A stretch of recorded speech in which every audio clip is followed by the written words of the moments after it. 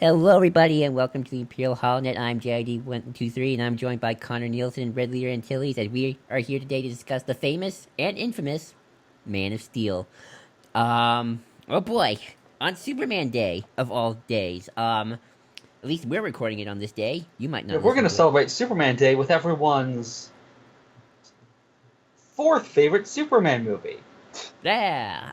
Um, I Yes, can't. I put Returns above this movie.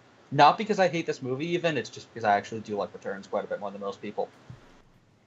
I I don't remember which. I like Return. Oh yeah, that's the one with Kevin Smith. I'm not Kevin Smith. Dang it. Kevin Smith as Kevin Lex Luthor would be amazing. Wrong, bro. Kevin Spacey, my bad. Yes, I actually do like that movie quite a bit too. But yeah, Man of Steel. Oh boy. Let's just give our general thoughts on the movie first before we start. I'll start us off. Okay. I used to say this was the best DC extended universe film till Wonder Woman came out and that blew it out of the water. At first glance, I did enjoy it, but I was like really new to the whole geek culture thing, so it's like I wasn't really thinking about it at the time. And I saw it with my mom, and when I see things with my mom, I automatically just have a better experience. But I was like always kind of surprised, like, oh wow, this is like kind of a 50-50 movie, because even some of our friends at first liked it, and then over time it just got worse and worse, especially as the DC movies went on. So I don't know if I like hate this film with a burning passion of a thousand moons, but I can understand why people do. But Batman versus Superman happened is like, ooh, that's just worse. How about Red? You go next. That's all I have to say, really. I know it's a bad film. I would... Uh, yeah. Yeah. This film. Um, I don't think I watched it. I didn't watch it until it was out on DVD.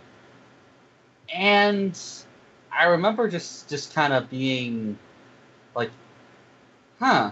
Like after watching it, just, huh. And that's kind of this movie in a nutshell. Just that could have, but didn't, and it's just I don't even know how to talk about it. It's a movie I'm so not even apathetic on.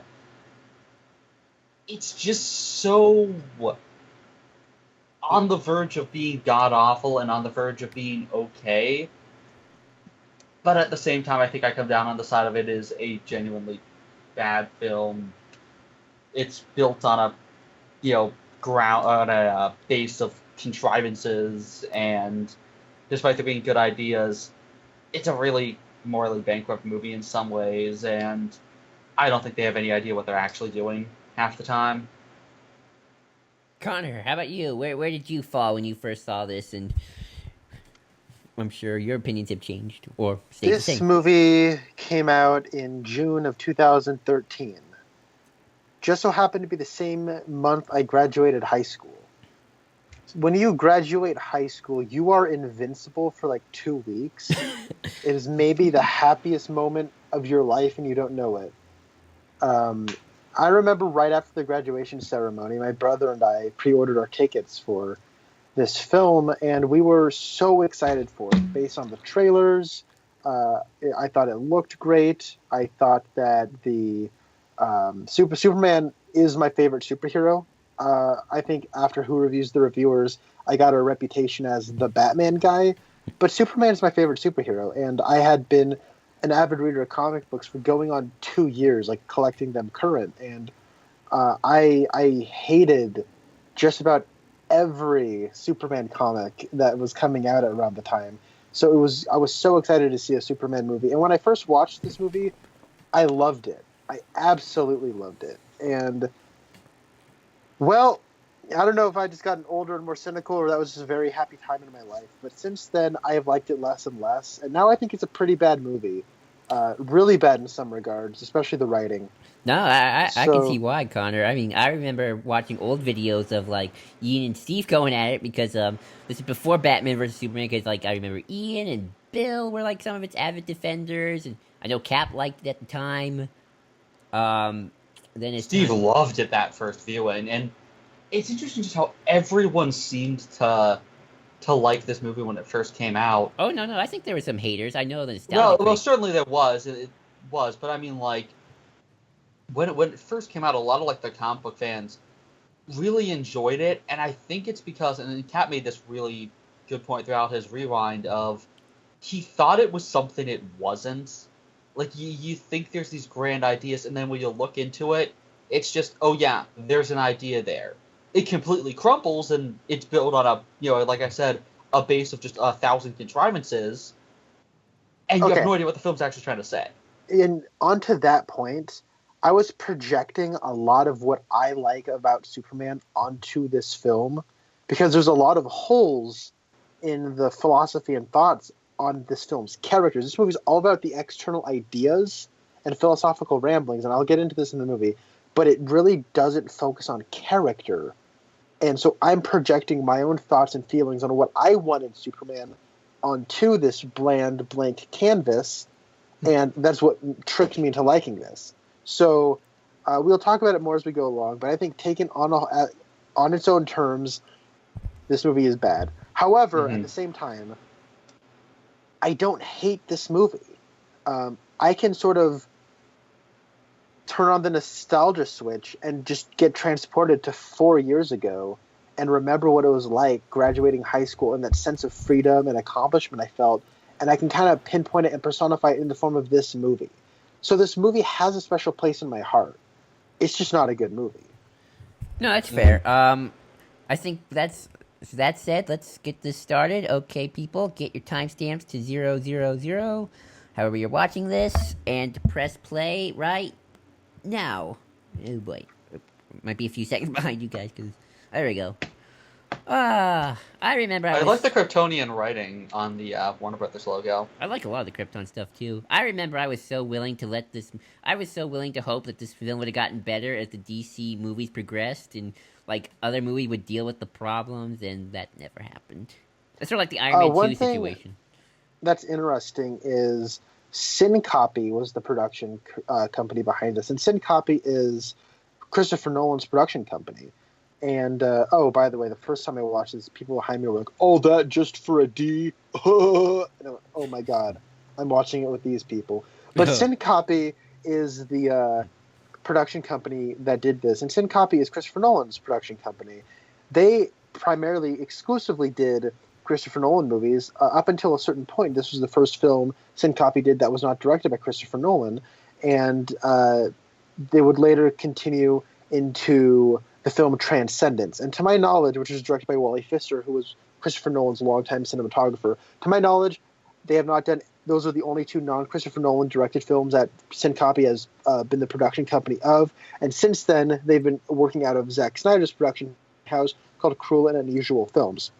And I remember Christopher Nolan's name was all over the marketing of this movie, which is interesting because he was only the producer, and he has a story credit, and he's a very hands-off producer. He just gives anybody who, like Wally Pfister and Zack Snyder, free rein to do whatever they wanted. And he did give advice on this movie, which Snyder and Goyer completely ignored. So I think that's an interesting bit of information.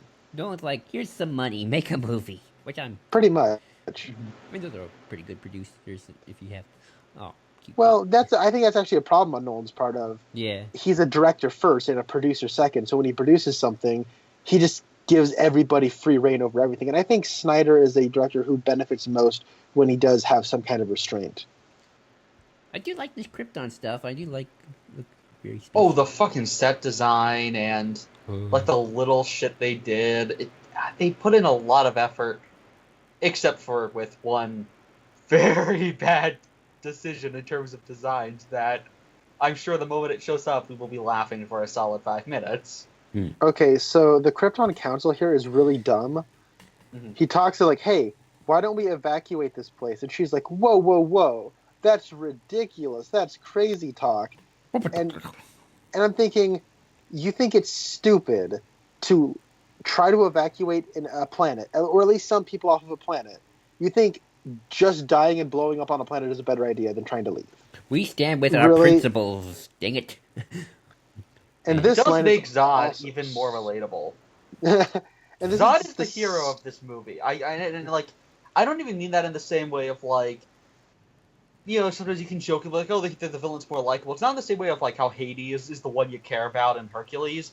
No, I mean he's honestly the only person who you genuinely get a sense of what he morally believes in. Yeah, It's kind of sad. the worst line in the entire movie was just spoken, where the councilwoman said, "On whose authority?" That is only there for Zod to have a cool moment where he goes, "Mine," and then shoots somebody. That's the only reason that line's there. It bugs me every time. Thought had gone, I am the council.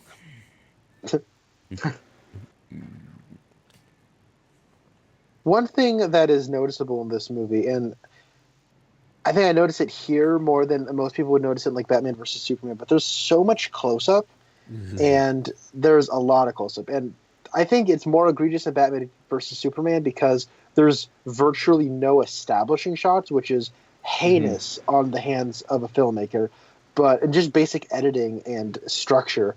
But here, it's probably more noticeable that there's a lot of close-up because they're using a lot of shallow depth of field. A lot of the background is blurred out, and it's a very the only thing that's in focus is the object of the like right there with Russell Crowe's head. The people behind him they're not far behind him, but they're out of focus, and everything that is close to the camera is more in focus than the other stuff. And it's something that Denis Villeneuve did in Arrival. It's a pretty common practice, but I think it's really interesting that they used a lot of shallow focus cameras and lenses in this film, and then they kind of abandoned that in future DC properties. It makes this movie stand out differently than the rest, almost as if this wasn't meant to start an entire universe or something. Ooh, I like this space battle. This is kind of cool. Yeah, like you're watching the third act of another movie. The problem is I care more about this movie than the actual movie we get into. I don't like close-ups for big space battles. That's why Rogue One is one of my favorite films. I love just seeing everything explode. Oh, look at that. Imagine a giant pterodactyl thing in Rogue One. That would be fucking awesome. Jen and Cassian riding a giant pterodactyl off the Citadel Tower. Boga shows up at the end. It's just like, you survived! Somehow. Gullet can fly. That's the lizard that Obi-Wan has in Episode 3. Yes, I know its name. Don't judge. So one thing I will say about this film that I do really like is the musical score. Hans Zimmer, I think, delivered a very memorable and earworm of a piece that was original. It wasn't ripping off the John Williams score. It doesn't sound like his Batman stuff, but it does kind of continue that Hans Zimmer percussive sort of sound, and it has a march sound to it with a bump, da-da-da-dum, da-da-da-dum, and it has this really dun dun dun dun. So it's pretty neat. I like the score. Oh, hello, Matrix. Yeah. Octopus babysitters. There's a moment coming out, and I might have just imagined this. I could have sworn when I saw it, I thought they were setting up Brainiac, but I could have just there's a computer in this movie that I thought was supposed to be Brainiac, but I might have just imagined. There is a moment later. Why is this thing a skull? I will still never understand how it's imprinted onto that, or why they chose to make him into a skull. It's just a weird Red, choice. It looks badass. Well, yes, that is a good decision to make. Exactly. You're talking about Brainiac? Level. Pretty much, if it's Zack Snyder, if it looks badass or it looks cool, then go with it. Oh, yeah. But yeah, with Brainiac, there's like one moment when you see the World Destroyer thing, the terraforming device, and there's like a one shot underneath it, and it is the Brainiac symbol, implying that he potentially had some involvement on Krypton. Mm-hmm. I assume that's why that's there, but it hasn't amounted to anything. So, Connor, I'd like to ask you a question. As much people blame Snyder for a lot of the problems, and I do too, especially probably near the end with all the over destruction. But how much blame do you also put with Goyer in his scripts? Because a lot of people would have a lot. Because I think there's a lot of poor Snyderisms in this film. Mostly of which is just stuff just looks cool. It doesn't matter if it doesn't really make sense. Well, yeah, I mean, it looks cool, but I don't really feel anything. It just kind of looks cool, and that's it. And I mean, I'm not above things looking cool. A lot of the stuff I love about David Lynch's work is that he just shows images, and it's all about the emotional feeling you get out of and what that means to you as you're watching. It's like a moving painting. Um, but with Snyder, it No is good just kind of transitions. we just kind of decorate this film with cool stuff, and they're nothing more than decoration. And he doesn't really take command of the story. He does feel subservient to the script in a lot of ways, and that's where the problems ultimately lies with, especially in this film, is David Goyer's script. I think that Goyer is a good ideas guy, and his scripts require somebody to take charge of his ideas and tell the story. And Snyder is somebody who ultimately is dictated by the screenplay. So we have two people, two creative minds, who like to put, more of the forward momentum on either a director or a writer, depending on who you're talking about. And so there's a big hole in this movie emotionally. This movie feels hollow and unsatisfying. It's empty calories to a large extent, because I don't think Snyder's really interested in telling a story. He's more interested in putting his style on top of the story somebody else had already written for him. So that's where I think the big paradox comes from. Good thing Goyer. I mean, good. Well, Goyer's out now, so who knows where the future lies. Well, isn't he writing Green Lantern Corps? Oh yeah. Oh. Well, who knows if that film's ever gonna get released?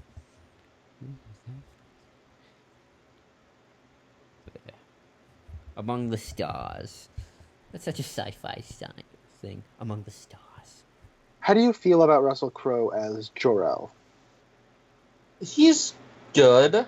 I feel like Certainly. I feel like I can't say much about the actors because the scripts don't support the actors.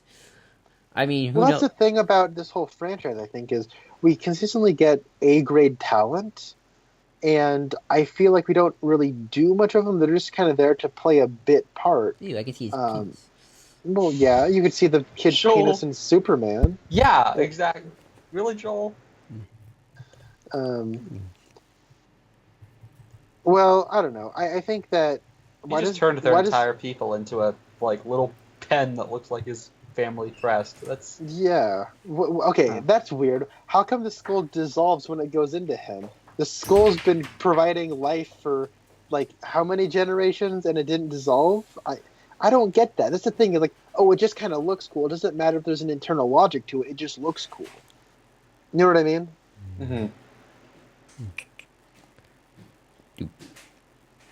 I think they work way too hard to make Clark literally. The last son of Krypton and everything. And he's all of them. What was the plan?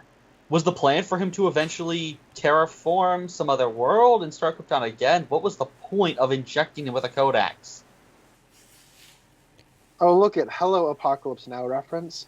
Oh man, it's like with Joel Schumacher, where there's that running thing of just I've watched movies too, guys. Yeah, that's the thing is. That actually reminds me of a shot from Force Awakens, with the TIE fighter. That's also a reference to Apocalypse Now. Oh, cool. Apocalypse Now has the helicopters coming in as over the setting sun.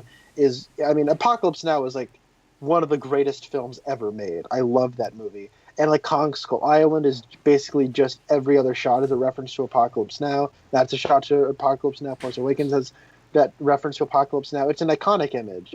I like it with Force Awakens, especially because Lucas almost directed that. Oh, really? Oh, did Lucas almost make Apocalypse Now? Now? Lucas was the one supposed to make that for a long time. He handed it off personally because he had to choose between making his space fantasy film or the very political thing. He was the one who wanted to make that more than anyone, and that's why Star Wars became Star Wars. It was just going to be kind of a fun adventure thing. The reason you get all of that Vietnam stuff is because he couldn't do Apocalypse Now, he wanted to inject it into his space opera. Okay. Check out SF Debris. I'll send you the link. SF Debris' massive retrospective on history of Star Wars. It's a really interesting stuff. Because I know Francis Ford Coppola, the director of The Godfather, The Conversation, Apocalypse Now. Coppola and Lucas were good friends. Same with Spielberg. Take over for him. Yeah, and they're the film brats, right? Scorsese and Spielberg and all them. They were like the big Arturist talents of the 70s, and they called themselves the film brats. They're all best friends. They're all old together. Yeah. They're all the BFFs. And so now we're getting into the hand-to-hand combat, and I think this is the weakest stuff here. I think Yeah. there's a lot of awkward jump cuts, and it seems like these are definitely older people that want to do their own stunts because it's just a hand-to-hand fighting. I don't know, but the really dangerous stuff is just kind of left to implication. I don't know. It's just kind of awkward.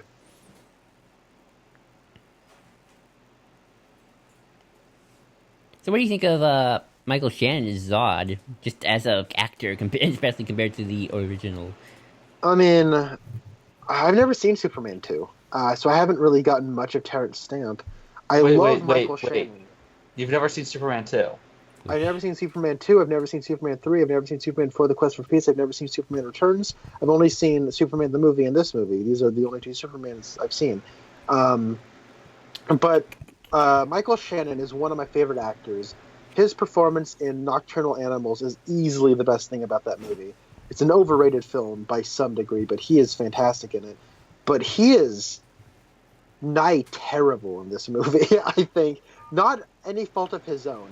He's giving it his all, but what he's given to do is so like ridiculous in comparison to everything else. He's just angry yelling man. All he does, he screams every line of dialogue he has, and it's obnoxious. I actually I really like his face here after he stabs him. You know what? Now I would love it if Michael Shannon was in a Star Wars. That means now we could have two General Zods in Star Wars. Oh, he'd play the Chancellor in Episode 8 or something. Because there needs to be a new one, because the one who got, like, literally 2 seconds of screen time is dead.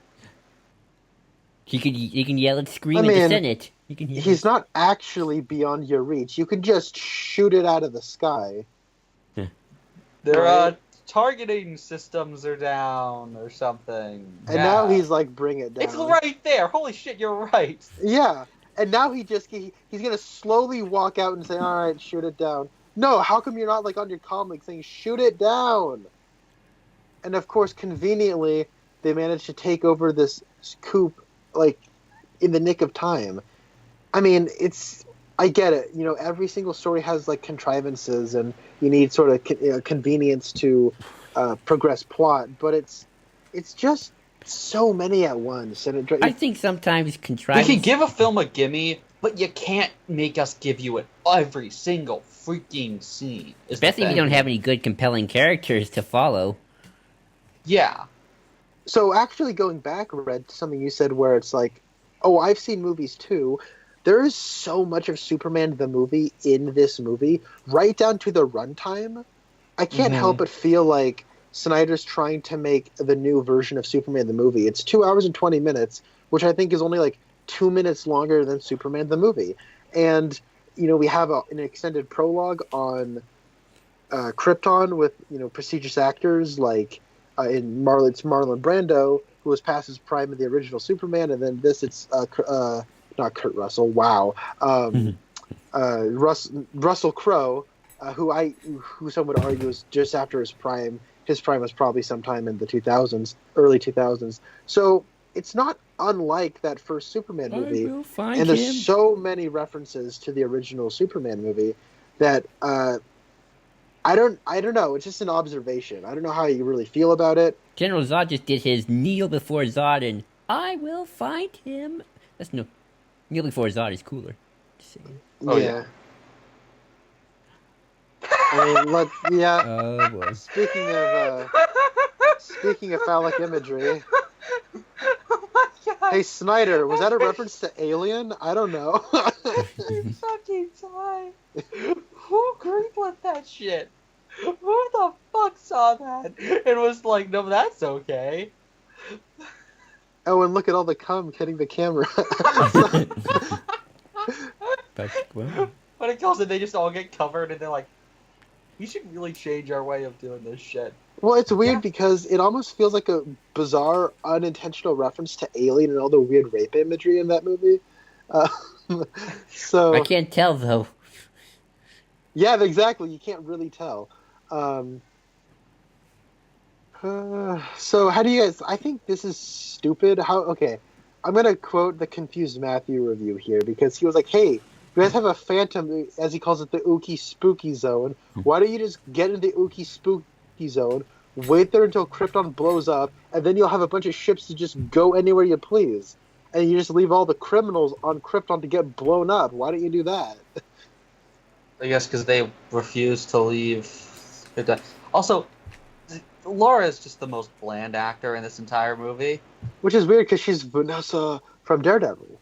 Yep, she's a great wow. actress. I have just like this entire thing. Like she's just like, Joelle was right. We're gonna die. It's like, oh my god. It is weird. Show That's some the kind of- expression. Going back to what I was saying about, they get top tier talent, but they don't really do much with them. Like, you guys got Will Smith as Deadshot, and he's like the most boring person ever in Suicide Squad. Jai Courtney upstages Will Smith in Suicide Squad. That's embarrassing. Ooh. It is. Oh, hello, Watchmen reference. So then there's the destruction of Krypton. Looks like Now Starkiller it's freaking Base. Rebirth. That would be great. It looked more like Starkiller Base getting blown up. It does. It even has a ring to come at the screen. So There you can see General Hux's ship flying off. crash zoom. So how do you feel about this structural choice to basically do the Batman Begins thing once the ship lands on Earth? It could have worked, but it didn't. That's probably right. Oh, you mean the non-linear? Yeah. The problem is it just all of a sudden starts out of nowhere. Like, with Begins, it's a narrative. Here, it's just the occasional point of, oh yeah, for dramatic effect, we need a scene here, so here's a scene, here's a flashback, and we're doing them whatever around. With Batman Begins, you're slowly looking into the mind of a guy. Like, you're watching a biography when you're watching Batman Begins. Yeah, and in Here, Batman Begins, You're watching a narrative. Yeah, you're right. And in Batman Begins, we take time to sit in that moment. Mm-hmm. And even when it's like, Batman and Ra's al Ghul sword fighting on the ice while we're also cutting back to some others, 2 or 3 other things, that all feel like Bruce has felt the same feeling through all of these different times. And it's the emotional connection between all of them. And they try to do that here, and we'll see it later with like the bus, but we don't have enough time to really pinpoint what Clark feels when he sees this bus. So we just jump to a time where there was a bus, but I don't feel like him looking at the feeling he feels when he looks at a bus is not the same feeling he felt when he was on that bus. You know what I mean? As opposed to Begins, where there is that emotional connection across years and eras of Bruce's life. You know what Begins had? We had the I miss them scene. We got shit like... And then we had the scene following that up with Bruce and Raish talking about their freaking feelings. This movie just wants us to essentially assume everything. Great characters. It's too fast as well. Like, it doesn't slow down for us to feel this character. And that's the thing, going back to what I was saying earlier. We don't understand these characters. You're just supposed to project your thoughts on Superman onto this guy, which is a shame because Henry Cavill is a super charismatic actor, and I can't help but feel like he's wasted. Once again, top tier talent, given nothing to do, and it's so fast. He's on a boat for 2 minutes, cut to there's something on fire, cut to he's not there, cut to he's climbing up the thing, cut to people in the room, cut to him opening the door. It's so fast. We don't get a sense of his actions while he's on his way to saving people. We just see the saving people part. And again, the journey is more interesting than the destination, and the character comes from the journey to oh hello abs comes from how he saves the people, not just the saving people part. Speaking of boats, Connor, we're going to talk about Wonder Woman here for a second. This is my little mini Wonder Woman review. You know what my favorite scene of Wonder Woman was? The boat scene at the beginning of the film with Steve. Oh, it's great. Yeah. And Diana. That's probably like my favorite scene. It's just people talking. Yeah. Oh, look at the one good scene in Suicide Squad, even though it makes no sense in the actual context, is them actually just sitting down and talking. These people need to actually start doing that. How do you feel about the color grading in this movie? That's a weird thing, but it has this washed out color palette, and that's not necessarily a problem. But what remains once they've washed a lot of the colors out and muted a lot of the colors is this weird, sickly, brownish yellow vomit hue, and it's so awkward. And I mean, this looks so cheap. This flashback does, because the windows are blown out. The whites are so overexposed. You can't really see out the window. There's not a lot of depth of field, and it makes it feel. And while that is a stylistic choice, it makes this look made for TV as opposed to a cinematic epic, which is what Snyder's trying to make in ode and reference to that original Donner film. And here's the point: why does he all of a sudden have this flashback after that? Like, why are those associated? It begins again. Every time we flash back, it's genuine. Like, we have the whole, "What do you fear?" or "You're afraid, but not of me." And then we cut to he's like, "What makes you afraid?" Yeah. And we cut to what fucking makes him afraid. Here, well, I mean, it's just he's drowning. Oh, I have heat vision. Well, the serene feeling of knowing you saved someone while you're floating in water, you just emotionally connect to being horrified out of your mind that you have superpowers, right? I mean, I feel nothing but crippling fear when I'm, just sitting serenely in water. Well, I mean, I do. That's because I hate water. But yeah. Well, I hate sand, okay? So I think we cancel each other out. It is coarse. You just cut back to, like, shredding sand people as you do that. It's like, every time sand touches me at all, I just flash back to when I slaughtered that village. You killed all the women and the children. They were animals, and I slaughtered them like animals. So, and don't forget the dog. He doesn't talk about the dog, but we killed that sand dog. So, this scene, while it, on a conceit level, is sweet, I don't get what she's saying, and why are there a bunch of kids around here? That would never happen. I imagine I would have been in school sometime after Clark went to elementary school, but it does have a huge... Ma Kent is just projecting ideas onto Superman. He's just a sponge that just kind of absorbs it, but you never actually see it in action. It is all tell and no show. And something I really find interesting about that is, say we were at Smallville, but man, do they actually really nail everything with the Kents. And like this whole thing of him dealing with with the Vision. Like, we actually have a fantastic scene in Smallville the first time he sees he gets his X-ray vision. He has a great exchange with his mom where he says, "What would you do if you could see everything?" And she says, "Learn to close my eyes." It's like, how is it that show is so much better than this movie? There's probably a lot of things that are better than this movie. Well, I mean, to be fair, again, I think everything with Martha Kent and Pa are genuinely written well in that show. But, like, here, it means nothing. He just kind of vaguely gets the values. And again, sees a bus, flashback. No thematic purpose, just flashback. Bus. Yeah, and we should also say bus. that... No, the thematic is the bus. The bus red, because the bus represents life. So, can we all agree that this upcoming insult is the funniest thing ever? Dick splash. Who does that? Nobody has ever said that. This is the worst bridge ever constructed. But also, like, and again, there's Spencer, the Smallville reference again with cars getting thrown off of bridges. Me and my because brother. Lex Luthor is texting, at least. Me and my brother also, Spencer. Conveniently Pa. Was that Pa? No, it wasn't. Okay, I thought that was Pa. I was like, whoa, wait, what? Okay, never mind. Point withdrawn.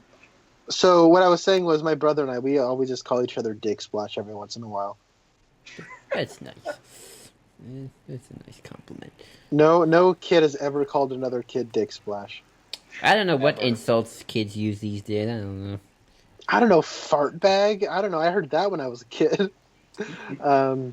Kids these days. I don't know what kids do these days. Back in my day, we were into the Yu-Gi-Oh! And the Pokemon. That's what we were into.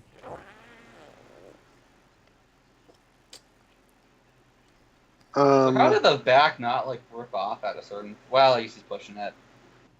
But it was at, like, a weird angle. He have to have moved it, turned it all the way around. Just saying. So how is the bus going to stay there? It's, like, right on the bank of a really muddy, wet Sure, it'll just like slip back into the water, right? They all drown like 5 minutes later.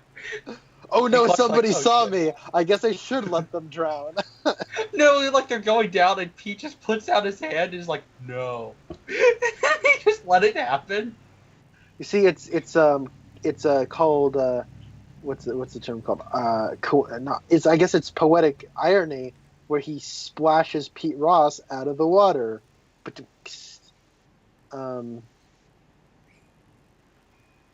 Kevin Costner is a perfect casting choice for Pa Kent.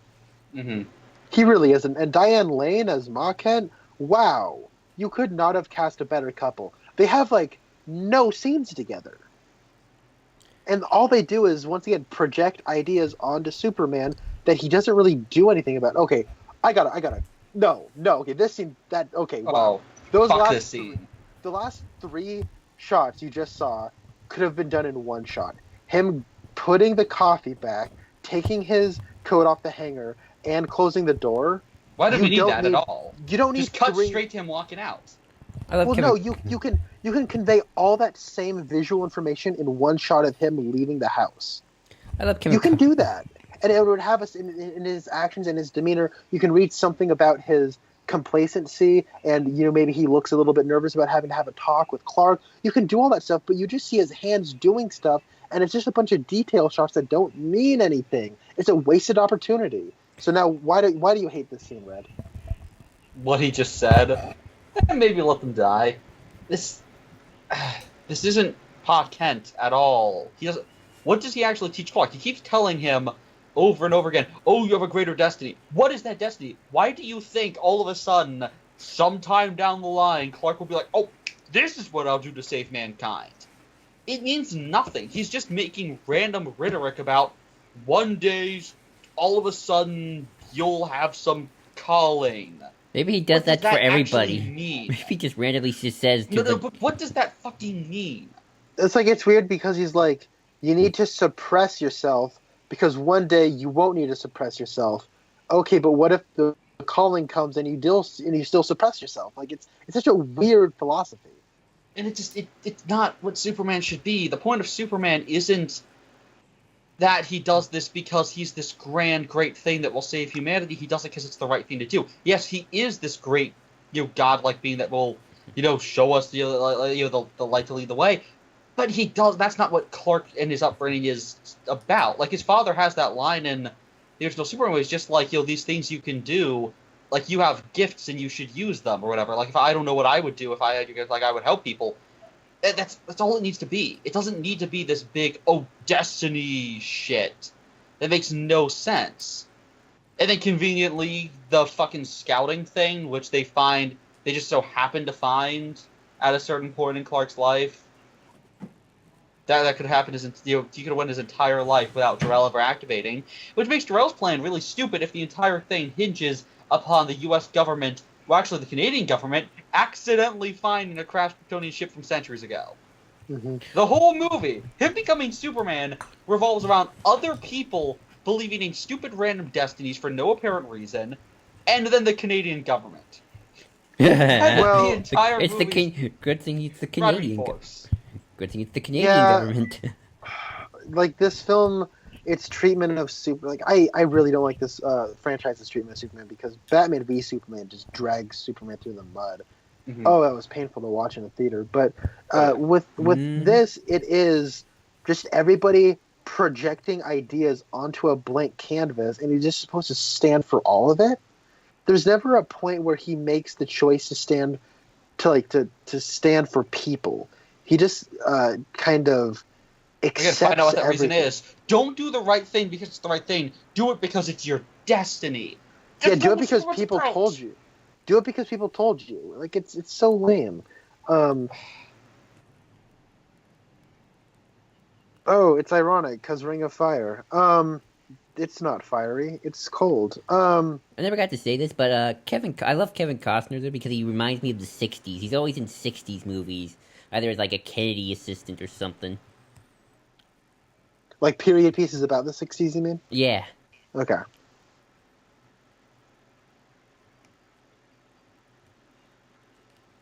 So this guy is a kind of person who only exists in a movie. Mm-hmm. Yeah, I've Man. never seen people do this in a restaurant. Now, to be fair, I never worked at a bar, I've never. but Yeah. it's like these people aren't going to do anything about it. Come on, like this whole scene is so manipulative on the part of the filmmakers to try to make you feel injustice. Like, oh man, that Clark, he just still doesn't fit in. But it's so awkward in the way this man does things and the way other people don't respond to him, and he just sort of quits the job. Like it's so manipulative, and it's just supposed to make you go, oh, the injustice, and you clench your fists, and it's immature, and his response is equally immature. Like I don't get this. Why would you do this? I don't. This is so Yeah, dumb. I mean, I think it's supposed to be like a larger version of what he does in Superman 2 when he throws the guy across the bar. But that's because the guy was a dick to Clark Kent. And you know what I love about Superman 2? Even without superpowers, he stands up to the guy. He has no powers in Superman 2, and there's a guy being an asshole, and he stands up to him and it's like, he kindly is like, would you like to step outside? Yeah, Like, he doesn't have any powers. Seriously, dude, you need to watch that movie. It's the greatest scene. It makes no sense at the end of the movie when it it's happens so again. passive-aggressive in this movie, Yeah, isn't it? and it's not Superman. Superman leads by example, even as just Clark Kent. Oh, But I'll here, be. and like we I'll have the whole lead thing by of, again, example. everyone, even the soldiers won't get involved when some guy's being an asshole. Like And we're supposed to be like, look at how sucky people are. We need Superman. The point of Superman, though, is that people are good, and Superman just like makes them more able to see that. But it's not that everyone sucks except for Superman because he has a destiny. There are good people, just sometimes people become apathetic and shit. Yeah, The point well, of Superman isn't that the world sucks. You know, can I also add, even if Superman had quote unquote a destiny, I like it when the destiny's a lot like, you don't have to be this nice, but you are this nice. You might have a destiny, but you're still a good guy even without the destiny. yeah. I mean, well, he's a hero even without. I mean, that's the reason him being a reporter works so well in a lot of versions. Is he doesn't do it to get, like in a lot of later versions. It's not so that he can get to stories faster. In a lot of cases, it's because he genuinely believes in journalism and whatnot, and that's a good way to help people. well, he'll be. I mean, that's why that was his origin in the Golden Age, or his thing in the Golden Age was because that was at a time when yellow journalism was rampant. Like, Superman doesn't have to. It's not the Superman angelic figure that's the hero. It's the good, wholesome farm boy that's the hero, and they don't get that. I mean, it can be both. Superman's a part of that, but it comes from a different place. It's not supposed to be the stupid destiny shit. Also, here comes one of the worst lines in the movie.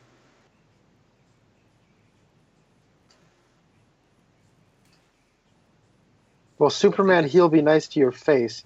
He'll lead by example to your face, but once it's turned, he'll stab your truck with a bunch of logs. How does that even work?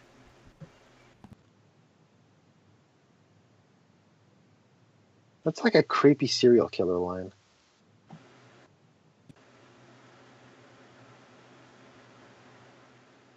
I don't buy What? that Lois Lane uses the word tinkle. I was gonna say, what 40-year-old woman says tinkle? What Lois Lane says that? What journalist says that? What human being at any point in human history outside of a toddler says that? Well, I don't know. Some middle school boys trying to get each other to laugh would say tinkle. Yeah, fair enough. They made us laugh. I guess we missed the line. It was the dick measuring line that I hated. Oh, yeah. So Lois Lane is just gonna be That is super way too good of a thing. Well, it's camera. Nikon. It's a Nikon. Be sure to buy the Nikon. It's like so good. It got his beard in the shadows. At night in Antarctica or in the Arctic, whatever. Is this Canada? Oh no, it is Yeah. Antarctica. No, Antarctica's at the bottom of the world. I'm saying the Arctic, not the Antarctic. The Arctic. Where is this then? In the Arctic, like towards the top of the world. Right? Right? I think you're right. But and then why does he look so, like I hate the glowing red Superman eyes. Well, he always needs to twitch his head after doing glowy eyes. It's in the contract. Oh, He always, it's in the same contract that says that Ben Affleck's ass needs to be in the movie if he's yeah, going to be it playing does. Batman. Well, you see, the thing is, he wanted to pull a Gone Girl and have his penis in the movie, but they also He wanted to wanted sell more tickets, so they he had to wanted to make show it PG-13. he wanted to show them his Batawang. Yeah, pretty much. Um, so I don't know. Him always having to twitch his head after using heat vision is obnoxious because it. In the later in the fight, he uses his heat vision and has to twitch his head so Zod can hit him in the face with something, so the fight can keep going. Um, And so why does Jor-El do this whole thing where he's like somewhat appearing, but then disappears and appears and then disappears? Why because he's do a that? program. Because I guess he's a program. Yeah, the point of data is make it hard. The point of our process system is make it harder to access the data. Clearly. So how come if you put something in the slot, it like won't read you, but you have to like press it in like a button? I don't get that. That seems kind of counterintuitive. Mm-hmm. Like, can you imagine how many people put it in and forgot to click it like a button? And they got randomly attacked by their security? Yes. Seriously. Yeah, they're like, ow, come on. Oh, that's right, I didn't push it. Could you imagine little Timmy with the baby's first USB pin and like getting attacked by the guard dog?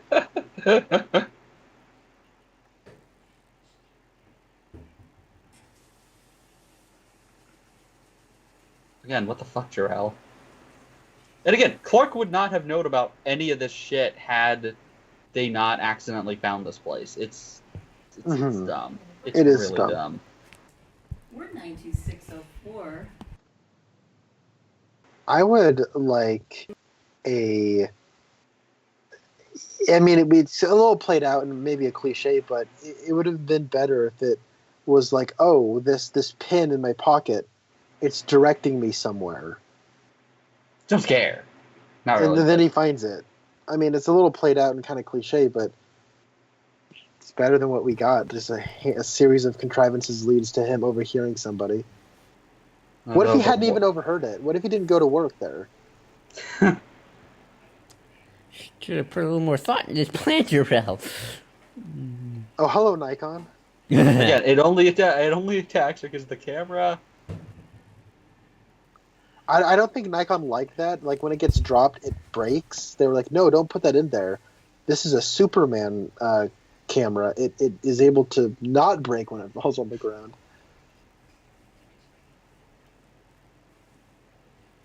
So it attacks guests, too. So can you imagine having, Sally's mom over for dinner, and it just attacks her because it's not coded to her DNA? Worst robot helper ever. I mean, maybe because, well, they don't explain this. Same with 90% of this movie. But maybe it's because she doesn't have alien DNA, because it didn't attack Clark when he first walked in. It only attacked him when he put the thing in. Which doesn't make any sense, but it attacks her right away. Well, no, because it's the camera. So, I mean, I could have made an argument of, oh, maybe it's because she's a human, because they're xenophobic, but it still doesn't work. It's a dumb thing. Okay. So I was going to say something, but I forgot, and now I'm trying to remember. Oh, yes. So I heard somebody, the king of idiots on the internet, who I will just be polite and not say their name, they were talking about this movie. They think this movie's a masterpiece, and they said, I think people don't like this movie because it's a science fiction film first and a superhero movie second. To which I say, you're wrong, redacted name, because I am all for a hard sci-fi Superman movie. I say bring it on. The problem is, this is bad science fiction. It's all ideas and no plot and character, and it barely has any thematic connection between its plot and its characters. It's just people spouting big ideas, and that's not what good science fiction is.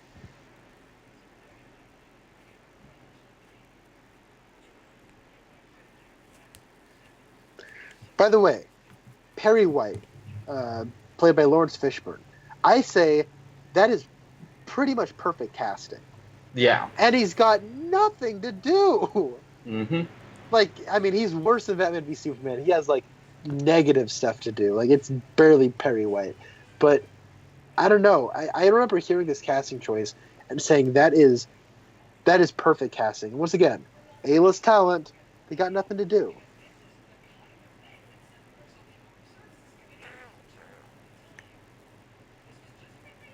I mean, people still walk when they're under contract. Yeah. Just saying.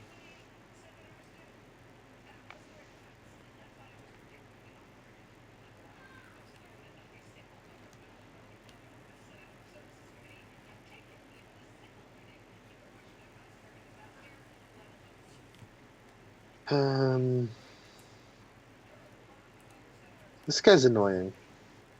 Yeah.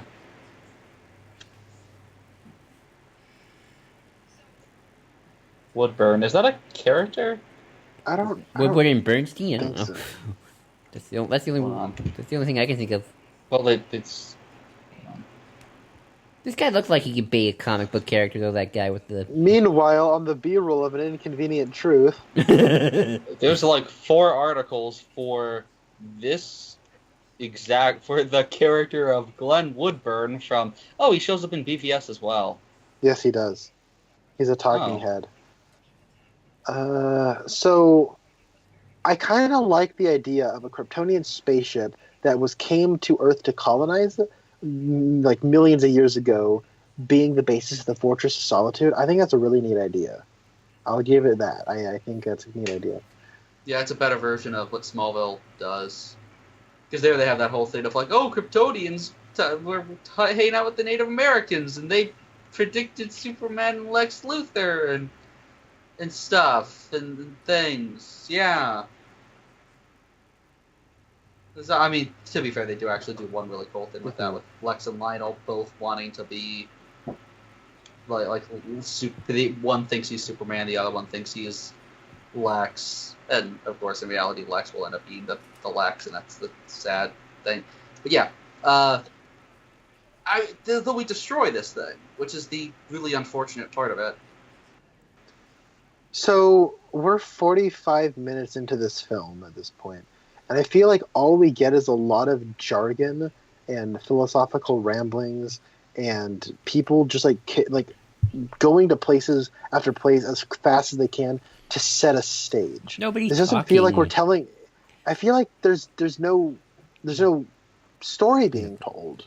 And the worst part is, like, nobody's talking. Like, nobody's saying, hello, how's your day? It's good. Yeah, I had a bad breakfast. Like, where's those conversations? I mean, obviously, make it make sense in the story, but little things like that, Again, the Wonder Woman boat scene. That is probably the best scene. Because they are people talking about random stuff. Why did they stop flourishing? They just say, so what happened? Artificial population control was established. Why? You're trying to make this big sci-fi point about, like, a degradation of a society. Why does that society degrade? Actually fucking explain your points, film. That's the thing. That's what makes it bad science fiction. It's got ideas, but and it sidesteps character and plot and the thematic glue that holds character and plot together in favor of those ideas, but it doesn't flesh those ideas out to inform the characters or the story. And that's, I guess, James Gunn does like this movie, and I guess this scene inspired him to do the scene from Guardians of the Galaxy Volume 2 where Ego's explaining his history. And, well, I gotta say, James, you've done a better job than it was in this movie. So they actually created a hologram history thing for shit that happened as the planet was destroyed? Yeah, after this happened. That's dumb. So I don't know. I guess he's manufactured, or like he's projecting it because he's a program? But then, to an extent, but he created art when you get down to it, which means that this Jor-El hologram is alive. Keep this in mind, people. There's a birthing chamber on this ship. Remember that. I really wish they hadn't done that with Doomsday, because they set up in the special features or something. There's a there's actually like Kryptonian writing that if you translate it says, beware the, I think it was like failure or mistake, or no, it was beware the sin of, and I forget who he is, but the guy who created Doomsday, for his or for like his failure, for it is called Doomsday. Yeah. I like the idea of it being the Kryptonian Doomsday as opposed to just, oh, and he has a suit. Where the fuck did they get the materials? I don't know. Oh, and isn't it okay? I just remembered something. There's a birthing chamber on this ship that was made before they made artificial birth control. Oh my god, you're completely right. Holy fuck, that's so stupid. This is a dumb movie. It's really stupid. This is a really dumb movie. Maybe it was the experimental stages. Who knows? Oh, man. Maybe that's why Doomsday's an abomination, because they were using time paradox birthing chambers to create him. He's special. Doomsday's special. He's special. He's a special Kryptonian. Yeah, with like the whole point of like it's like half-baked sci-fi ideas. The thing is, with sci-fi, all this you do concepts in sci-fi. It's always for the sake of allegory. Snyder just has ideas, but he doesn't know what they're allegories for. Like he's trying to combat modern cynicism. What kind of cynicism? Why are people cynical? What is this degradation of society? He has no actual idea what he is trying to act against. He thinks he's this grand sci-fi writer making these great points. What are his points, though? The allegory completely falls apart. Especially when this film's more cynical than anything I've seen. When he says Krypton had its chance and blows up the ship, it's an allegory for abortion. God. Yeah, And then the Zod thing's capital punishment. Yeah, and then, I mean, the whole thing of him just stopping the Kryptonians is clearly an allegory for the Wall. Well, none of this is, of course, intentional, but it's. I do like this moment where he actually smiles. That's like the one moment he feels like an actual human being. You know, it's funny because I remember I have a friend of mine who does love these movies, and it was after Superman dies in Batman vs Superman, and there was like a montage of always remember to smile, Clark, and it's all the times that Superman smiles in this movie, and it's like 9 pictures, and like they were taking it seriously, and I'm like, this is one of the most unintentionally funny posts I've ever seen. Always remember to smile. Wait, were they fucking quoting Ted Kord saying goodbye to Booster Gold when he dies? I don't know. That doesn't really fit this. No. Huh. Oh, I get this whole thing. reference Oh, to they're joined to the sun. Superman. What is the sun? What is this better humanity vision you have, Snyder? Well, it's a I'm reference. terrified to fucking ask because. Well, Red, you're just not a real comic book fan. Anyone would know that's a reference to All-Star Superman. What relevance does it have? I don't know. Dude, everyone knows that these funny movies are because for the it's the fans. exact opposite. Where we're there in the sun. He's like a blue collar worker hammering on an anvil, and it's a socialism metaphor. And then here it's a freaking fascist thing. It's like the exact opposite. Which again, you get into the fucking Superman's a hero because he has power and he's destined to be more like it's that objectivist bullshit of just this is always what is right, always what's right. Just I don't. Well, want it's great that after pouting, he's now the world's best flyer. Mm-hmm. Because pouting makes you fly better. He pouted and remembered some words from a few minutes ago, and now he's flying. Ew. Hey, Oh, ugh. back up the camera. Oh man, he looks like the one not Joker from Gotham. He looks like Jerome. That's his name. Yeah, Jerome. He looks like Jerome in some of those clips. He is Jerome. We all are Jerome. We're all Jerome. God, I love that season. Okay, that's a good shot. He doesn't earn it, but yeah. I mean, I think the music kind of combined with that. Well, yeah. That's fine. That's good. I'll say it again. The music's really good. I really like the musical score. Doesn't she kind of look like a young version of Diane Lane, the waitress that she's interviewing? Really fast there. Maybe. I'm trying to get a club. Oh, he works at IHOP. He works at an IHOP, guys.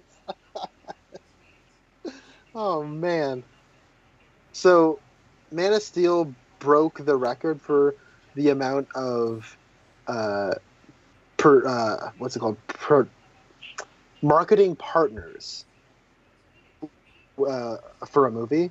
That basically just means this has the most product placement of any movie ever. And Clark just happens to be here at this point. Yeah, why is he back? I guess he found his costume and found a calling. I don't know. And then decided to come back to Smallville. And the thing is, like, with Pete being here and stuff, they really could have done more with the Smallville stuff.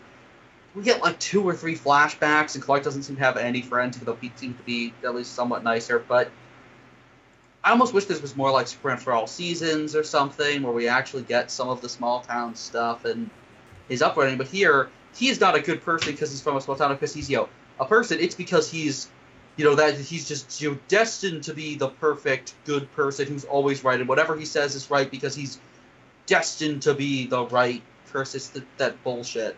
What makes that so annoying is all of their just ramblings at him are all about choice, but they completely contradict the very idea of choice.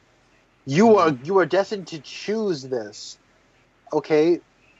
But he could also, but oh my goodness, I'm hurting my head trying to put my brain around this. This is why I really freaking wish.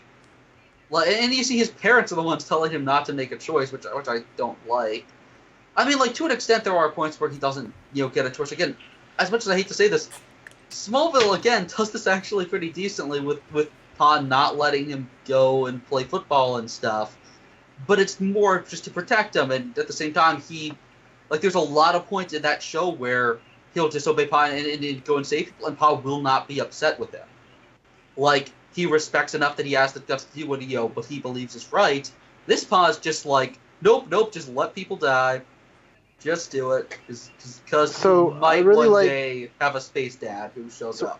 Yeah, I mean, and I also really like Space Dad's philosophy of we created you so you could, have choice in your life, so you didn't have a predetermined life. Oh, wait, we're about to get death by tornado. Yeah, but okay, I guess I'm not done with that point. What was that? Yeah, you were saying. You were saying that he doesn't get Space Dad's philosophy about how he was born to have choice. So his whole thing is, we created you so that you could have choice in your life, and that your whole life wasn't dictated by destiny or predetermination or whatever. So now go to this world and do this thing that we created you to do.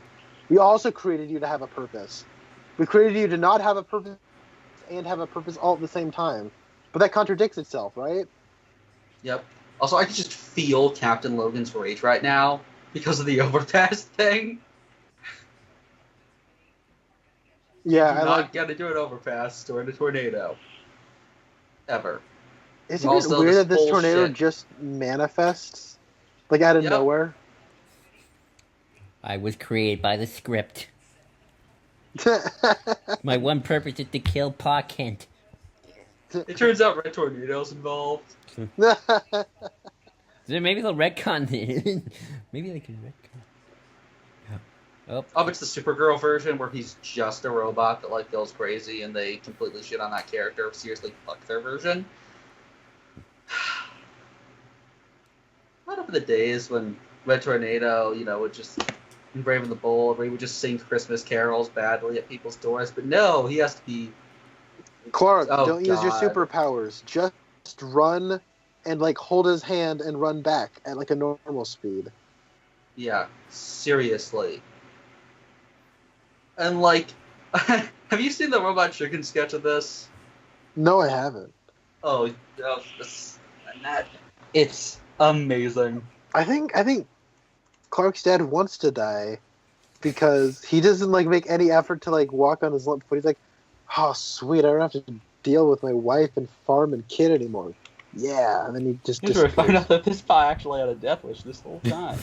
That would make so much sense about his philosophies. I think maybe not.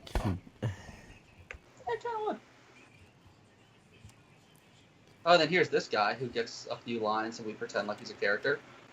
He's one of those Well, character it's- actors, I think. He's in Yeah, he everything. is. He shows up in House of Cards. That's it. That's And where I recognize him. he's popped up in a lot of he's a character actor. He pops up for bit parts in a lot of movies. He plays Steve Lombard, who is classically the sports editor at the Daily Planet and kind of like fancies himself a macho man. Wait, doesn't that guy turn out to be a freaking alien? I don't know.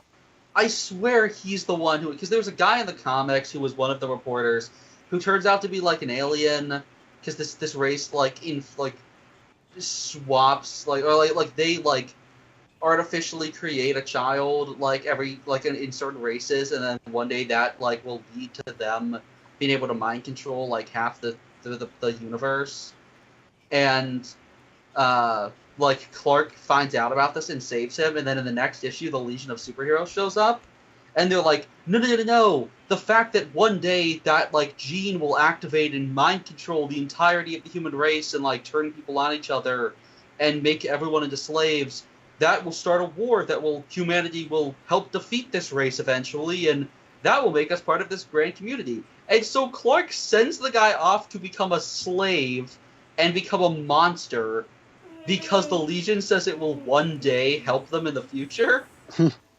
And he lets this guy, he lets the guy become mind controlled and gives him no free will, and lets thousands, just because, one day this might bring some good. And the fans reacted so poorly that 3 issues later, Clark was like, you know what, fuck it, and traveled into the future and just beat the living shit out of the bad guys. And then just looks at the Legion, he's just like, fuck you. It's great. He's just like, no, you don't do that. It's like, yeah, who the fuck's idea was that? That's what this Superman would do. He would totally be like, oh, never mind.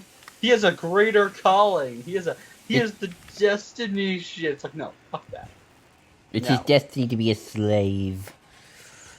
So I have a theory about Henry Cavill's hair. I think he has a receding hairline. And every single movie, Snyder's just playing a bigger and bigger joke on him. So with this one, he's got a normal hairline, but he gives him the Zack Snyder kind of Jew curl going on. In Batman vs. Superman, his hair is receded a little bit on the sides of the forehead, so he has a very dramatic widow's peak, and he has it slicked back to the max to really accent that. And as far as I'm concerned, in the pictures of Justice League, his hairline is receded even further. So they're going to give him a mullet it looks like he's trying to overcompensate for his lack of hair in the front by giving him a mullet. Isn't that just the cruelest thing you can do? And then they just too, he's going to be bald. It's yeah. I mean, I think they're going to do Lex Luthor has hair, Superman shaves his head, but it almost looks like over the course of these movies, his hair is just falling off the back of his head because he's going to have a mullet, so it's long in the back. That is if he does have a mullet. I don't know if he will or not. Should. Mullet for Superman. Mullet man. Yeah. Oh, and hey, it's the Swan Wick. I can now show it. Regular soda. So this is Harry Lennox, I believe is the actor's name. The only thing I also know that he's in is the Matrix sequels, which I haven't seen. Do you guys know him from anything? I think I used Which to. actor? Oh, guys! Oh, I love this line. It's coming right up. It is maybe one of the dorkiest lines ever written, and it is delivered with such earnestness. I'm just speculating, but I think who's ever at the helm of that thing is looking to make a dramatic entrance. Why? And then cut to boom, music swell. Now How can you play that with a straight? I would Also, think, you're female now, to be Jimmy fair, Olsen. I would think that because I am genre savvy.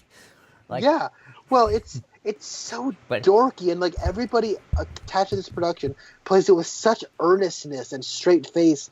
Are you kidding me?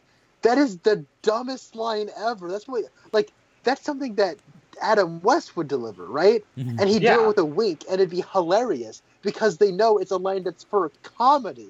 And Vic Stone gets name dropped. Oh, does he? Yeah, he's one of the football players. Oh yeah, and this begins the long trend of CNN and MSNBC and Fox News all appearing in DC movies. And I'm not opposed to that necessarily, but it gets distracting. Like, Anderson Cooper, why are you here in this movie? Why are you here in my movie, Anderson Cooper? Rachel Maddow, what are you doing here? I mean, Well, they should get people to play Anderson Cooper. Like, get, I don't know, what's that guy's name? Aaron Eckhart to play Anderson Cooper, and it'd be like, oh, that's not Anderson Cooper, but okay. President Obama was in I think Batman vs Superman or look-alike. Oh, if only Batman vs Superman had been made a couple years later, that would have gone down well. I find it very terrifying, the Superman character. Absolutely terrifying. Yeah, this Superman be pals. Oh, I will say this scene is really well directed. If this was like a horror movie, this is decent horror film direction. The moving cameras as he's walking down the hallway, like it's actually really well made. I haven't seen Snyder's Dawn of the Dead remake, but Rasco does really like that movie, and he's not a Snyder fan, so I don't know.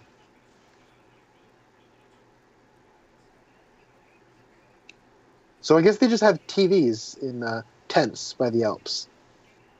Yep. Huh.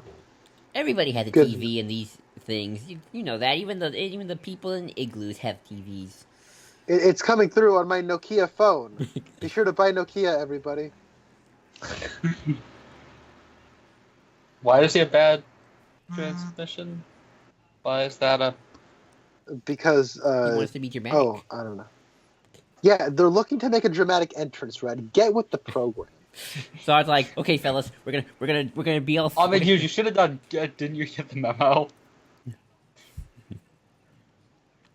But so I was like, yeah, we're gonna be all. We're gonna have micro communication fuzzy. I'm gonna put on this mask. It's gonna be so cool, guys. So how was he able to turn off all the fucking lights? Space Like, technology.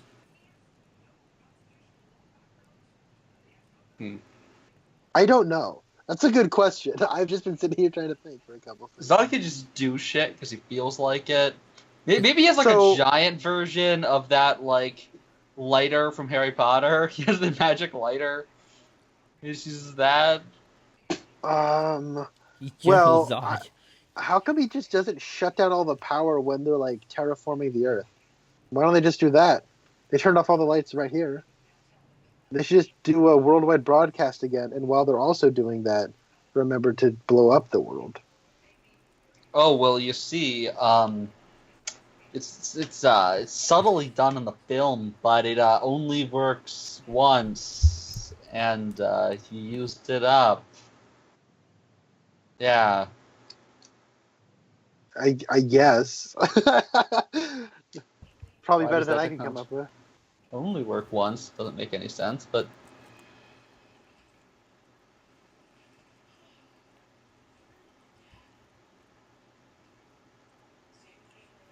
I will say Amy Adams is one of the best aging people I've ever seen in my life. I can't believe she's in her 40s in this movie.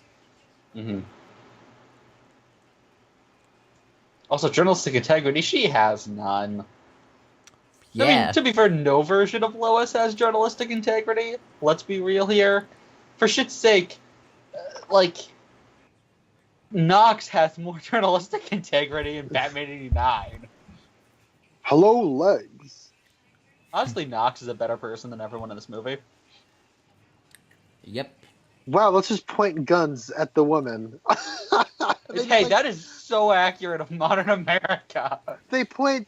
Well, here's wait, the the thing, president point guns at a white person, though. That's the surprising part. Well, no, Yeah. but it's full on assault rifles. Like, oh boy, this is a cinematic treat for the eyes, guys.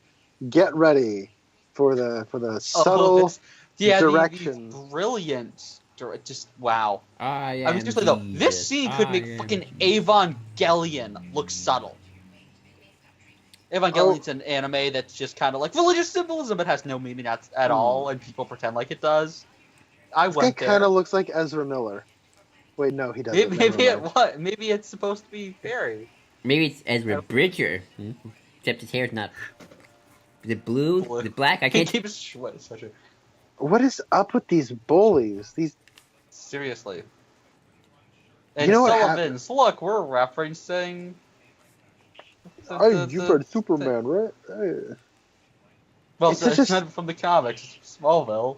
Actual bullies don't do that. Actual bullies will get bored if you never respond and are unresponsive. Bullies will get bored and just go away.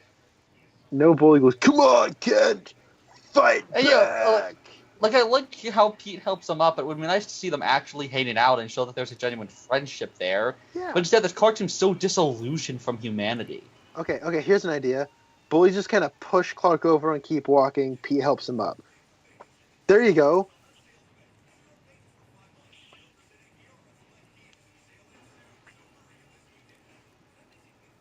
Oh, look You just at... have to decide, except you won't let him decide.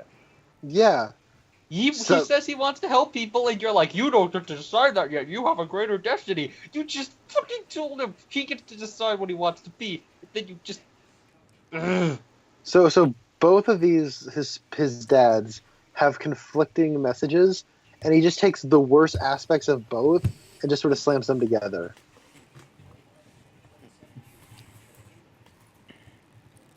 So I got a question for you guys.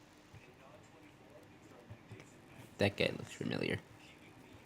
He looks kind of like a young William Fichtner. So my question for you guys is this: what do you think Snyder's trying to say with this shot? I don't know. I think it's pretty subtle, but I think what he's trying to say is that Superman is like a window, in that he's transparent with his moral view and not confusing. He's a clear window into his morality. That's what he's trying to say. I don't know. It's a tricky. It's a tricky. I'm so glad that the shallow depth of field was able to get Jesus in a pretty clear field. No. What sucks is that this was a thing from Superman for All Seasons, and he asked the priest, like, and all it is him asking the priest, what if someone could save everyone? And the priest says, no one can. And Clark just kind of responds to that of, okay, that's not really an answer. And at the end of the story, he kind of realizes, oh, wait, that was the best answer he could have given, that, yeah, you can't always save everyone. Here, it's just like... Look at that just subtlety, simple. people. Look at that subtlety.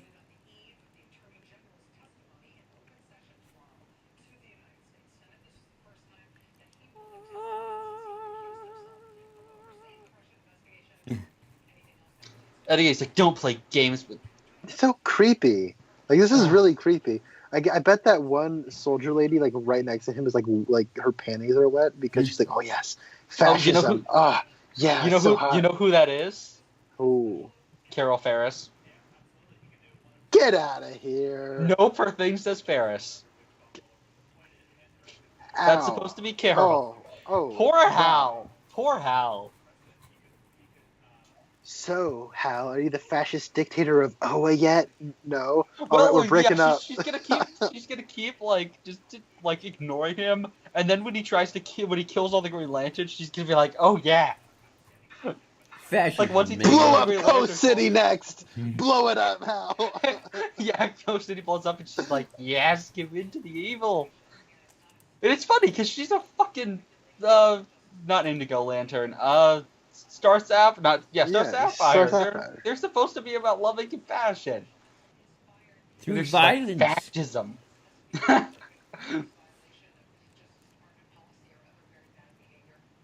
One thing I remember people criticize this movie for is that they never actually used the word Superman in this entire film. Yeah, it's like they're embarrassed to say it. They're not embarrassed to say it looks like that ship is about to make a dramatic entrance. But they're too embarrassed to say Superman. Like, come on. Okay, all right. I have a real problem with him explaining that he can just break out of the handcuffs whenever he wants. Yeah, You don't I hate that. You don't explain that. And it's a real, like, creepy power move, too, where it's like you act submissive and then you just, like, stand up and be like, yeah, you can't hold me. Get out of my way. Help me or else. Like, this is There's so a scene in scary.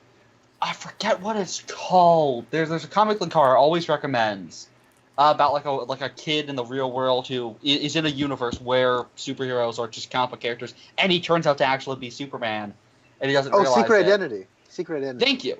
Yes, and like there's a similar scene in that apparently where he goes to the government, and it's handled a hell of a lot better. But here he's just like, nope, I could kill you people at any time. It's like, yeah, that's not really gonna make them trust you. Okay, I have a big problem with the Lois and Superman relationship because It's worse. It's worse than Batman v Superman. That is true. But in this one, it's just like, wow, you're hot. Wow, you're hot. Okay, that's it. That's it. Man, it's like you don't know anything about her. She doesn't know anything about you. You haven't done anything together. And even when they get taken, for whatever reason, she goes onto the Kryptonian ship. They get separated, and they don't see each other do anything. Why do they trust one another? He kind of saved her, I guess, but he was so, I don't know. He just dropped her off on a polar ice cap and said, "All right, people will find you eventually, I guess." I don't understand what they see in each other. I mean, they could have, had him be just Clark Kent from the start and have them interact that way, but nope. Why? Oh my goodness! Why does she have to? Why she should be mad at him, right? Hey, why did you just leave me in the middle of the Arctic? Well, you just took off. I could have died.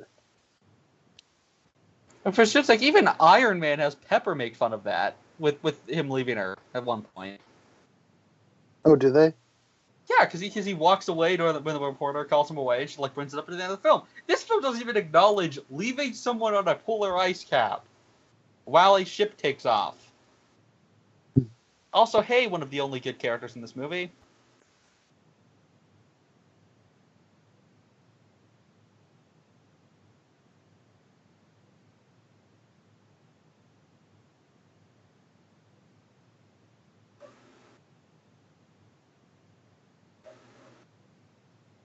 Why?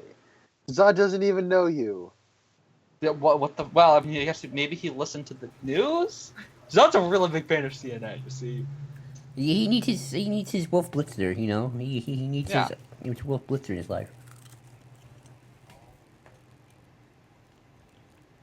It's just stupid. It's just a dumb film. Also, whose idea was it to wear black in the middle of a desert? I know that guy, that soldier that just popped into. He's a Law and Order guy. He is, yeah. Not that guy. No, it's another one. Chris Maloney room Sure, he pushed all that sand in their eyes. Anakin is gonna be pissed.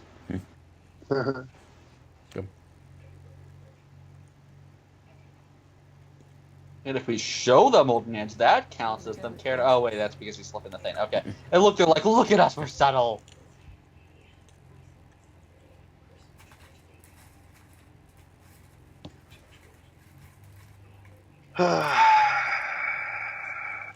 So did either of you guys see the Black Panther trailer? The music Yes. was awesome in it. I loved it. Mm-hmm. Yeah. We're talking Oh about yeah, Black. there's the Man of Steel. That's right. What was that? That ship reminds me of something else. The design. I can't put my finger on it right now, but it reminds me of another ship that's exactly like that, with the prongs. I want to say it's from Doctor Who, but I could be wrong. Oh, are you thinking of the solar sailor that Dooku uses? Because it kind of looks like that. It does kind of look like that. Little bit. Maybe that too. Wow, this movie's boring. Yeah. This movie's been on for an hour and 17 minutes, and Enough I don't with feel the like anything's close-ups. really happened. And enough Oh, with the... We gotta see Superman's eyes. Nothing is in focus. For a That's second how we know there, he's coughing. nothing It's because was in we can see his focus. eyeball. Because you cough through your eyeballs. uh-huh. And blood just drips out, which...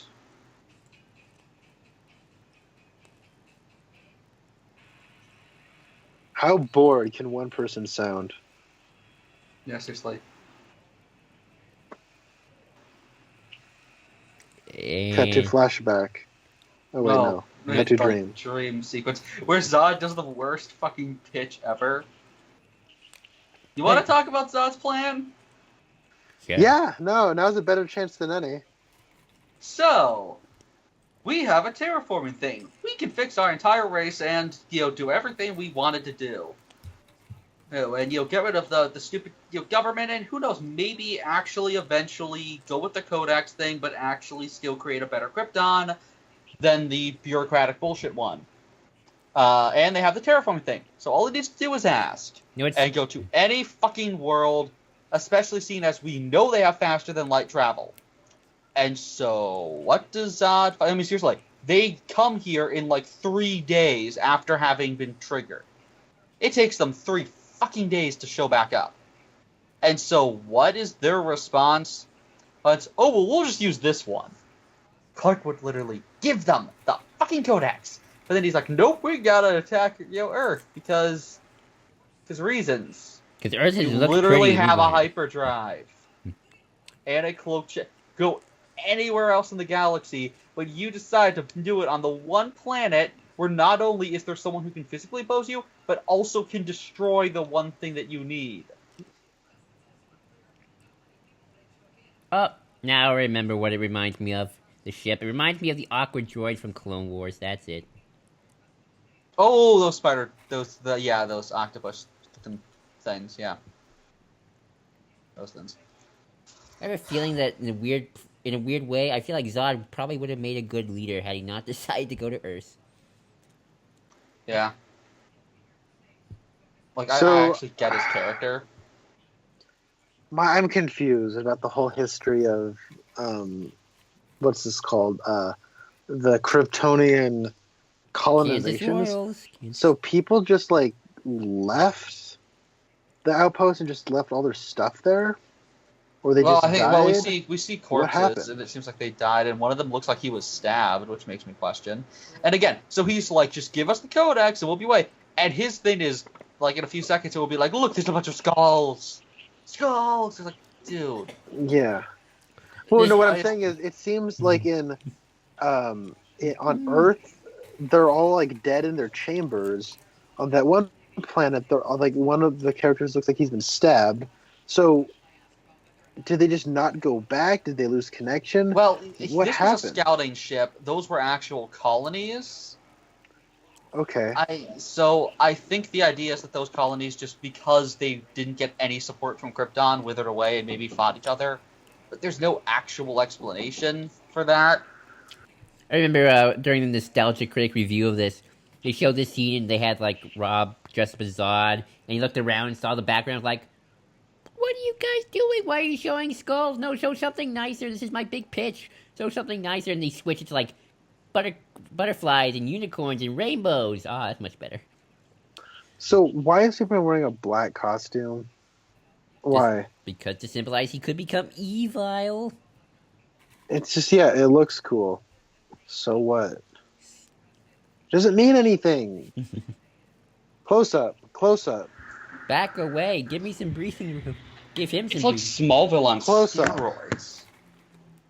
And again, Close why up. the skulls? Why the hell is that his way of freaking doing that?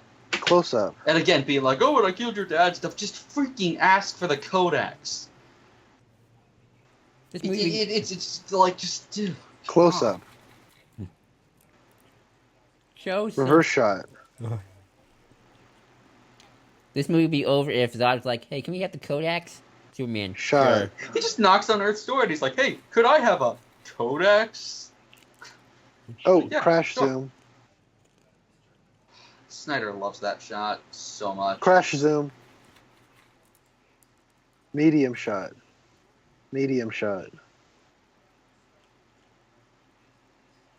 Fancy computers. Close up. Medium shot. Close up.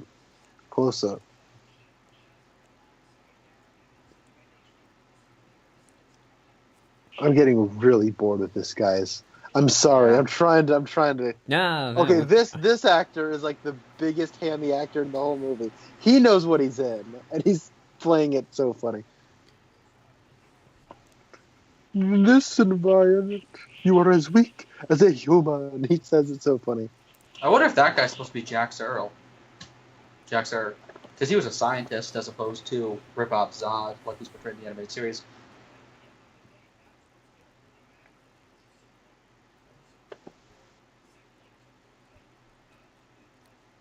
And why is the brig? Why does the brig have a frickin' thing for putting USB drives? I don't know. That's a good question. Why is did there a Superman fucking give manual her? override thing inside the cell? Why did Superman give her that?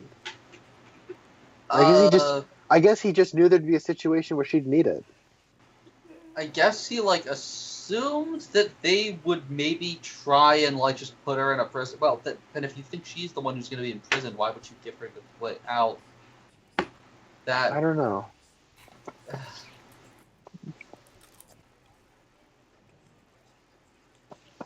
Why can you access the ship's mainframe from the cell? Why is that a no?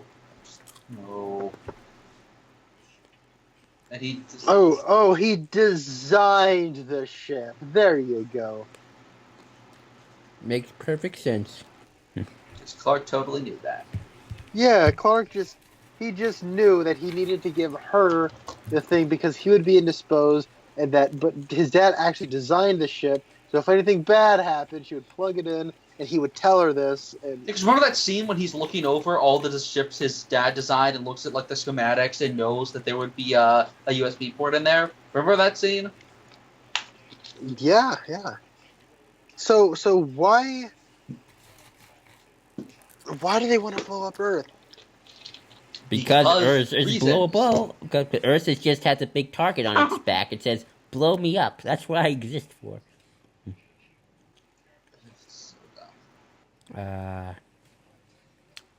No. If they made a Krypton movie, I want Gareth Edwards to direct it, just so I can see stuff. Yeah, he's good with scale, and be sure to eat at IHOP. That's important. IHOP is the heart of America. Yeah, it's a cholesterol-filled heart at that. Exactly. That's the message Snyder's trying to show us. Also, somebody said this was like whole a video. thing is actually an anti-fast food PSA. Somebody said this was like a video game sequence right here. Move left. Turn left. Turn right. It's like Arkham, Crash and Bandicoot. it's like Arkham. He's the Joker in Arkham Knight. He just pops up where you're supposed to go. Oh man, that'd be great. He just starts singing. Mm-hmm. Take me on home To the Krypton, never alone alone in the Krypton. Codex. So how come helpful Russell Crowe didn't say, "Oh, shoot your gun through me. Somebody's coming." He says, "Move your head to the left. It'll damage the hull, and you'll probably get sucked out into space and die." He doesn't want to be shot through. Even a hologram has feelings, man. Clark looks so bored there. He's like, "Oh, hey." I mean, to be fair, he just got a bunch of blood sucked out of him, so fair enough. Oh, look, here comes Also, some cells. Look, we're talking as we're in the middle of the vacuum space. I know this isn't supposed to be a super serious film, but well, it is. That's the thing. It's trying to be serious. I don't care about sound in space until you start to act all self-serious, and then I'm like, nope. Oh no, Lois. No, that person. If I All lose, right, I'll go guys. nuts. What do you think Snyder's trying to say with this shot? What I he's think trying to Superman's say a is key. that. Yeah, what he's trying to say. Well, no, what he's trying to do there is that I have something for this. Superman really loves the letter T. It was his favorite letter growing up when he watched Sesame Street. He's stretching. He's showing that it's important to stretch. That's what he's doing.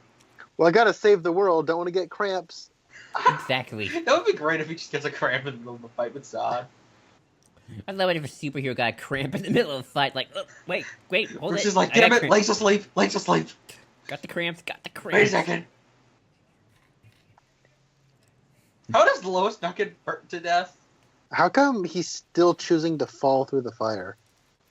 Because it's epic. He looks cool, right? Yeah. He's that's supposed to right. that cool Lois, and then she's just crispy. He's like, oh shit.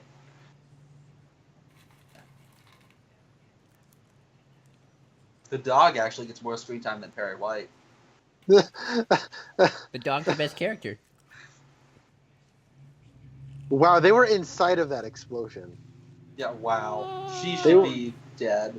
She should at least have some black on her face. She should be like having like fucking lung disease after how much like smoke she just inhaled. Thanks There's to no him. soot on her at all. Or him. Holy shit. She's like slightly sweaty. There was a fucking explosion. Superman- You'd probably be even if the fire didn't reach you, you'd probably be cooked like a freaking like you're in tinfoil. Well, You'd she be was popping just- like popcorn. Well, She Superman. fell out of the sky and her ponytail is still intact. Okay, well, Superman made sure to chest X-ray her to make sure she didn't have lung cancer as a nod to Yeah, Donner maybe. Superman. Oh, thank Did God the cops Superman- showed up. Yeah, they can fix the fact that she probably is dying. Where's the Kodak? Go to hell. Or that- Toughest mom ever. Oh yeah, I do like that. Again, she's more heroic than Clark. That's the problem with this movie. There. Why does she look over there? Did she need to jump? I guess it was farther than I realized. Never mind. She doesn't want to walk. She's too good for that.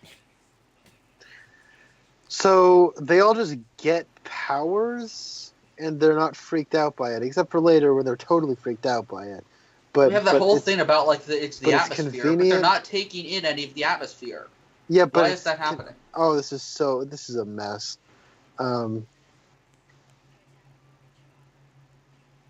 Where's the Kodak? Where's the Kodak? Where's the Kodak? Where's the Kodak? Oh, don't cause a nuclear explosion in your hometown. That would be unfortunate. Again, he's not a hero. How He's many? just an How much? asshole. How much like pounds of corn do you think this farmer's missing out on because Superman wanted to punch somebody? Superman. Oh my single-handed- God! And you know what's so sucky about that is like I've read Batman comics where Superman shows up, and it's literally just Clark talking to this old guy during No Man's Land, and he's doing it just as Clark Kent, and it's just him and this elderly guy talking about like plants and gardening, and it's the greatest thing ever. Like in the middle of hell, he's just sitting there with this old man talking about the best way to make corn. And it's like the most touching thing. This Superman's like, fuck corn, fuck Nemo. Just So he was able to get the super strength, but now he's exposed to the atmosphere, so it hurts him. But he also was developing the powers. But how that did he he have only the powers could get to through the begin fucking with? atmosphere. Yeah. Oh man. Don't think too hard about it though. It's just a movie, right? Superman single-handedly destroys But then at the Smallville same economy. time, when they want it to be, it's the most intense. It's more than a movie. It's a way of life. Think It's think like- very hard about our film's philosophical leanings. But once you realize it doesn't make any sense, it's just a movie for the fans, right? Oh man, biggest cop out answer people give is, "Oh, it's for the fans." Don't think too hard about it. It's just fun, but never mind that we spent so long trying to make this more than what it was. We talk it up like it's something that's meant to be thought about. Oh, then here I think we have a point where he says like get inside, and it's clearly put in later. How much of the economy do you think he destroyed with this one battle? Just like Smallville's now in a depression because of Superman. Oh, don't sound too Yeah, concerned for those look, people. I was right. He doesn't actually say anything there. They literally just dubbed over him and made him say, "Go inside, it's not safe." He sounds as That bored is as possible so obvious. too. Yeah, he's just It's like, like, "Oh yeah, oh, Don't explosions." sound too concerned for the people you're trying to save. Don't you have too concerned about the people in the small town who you probably all know personally?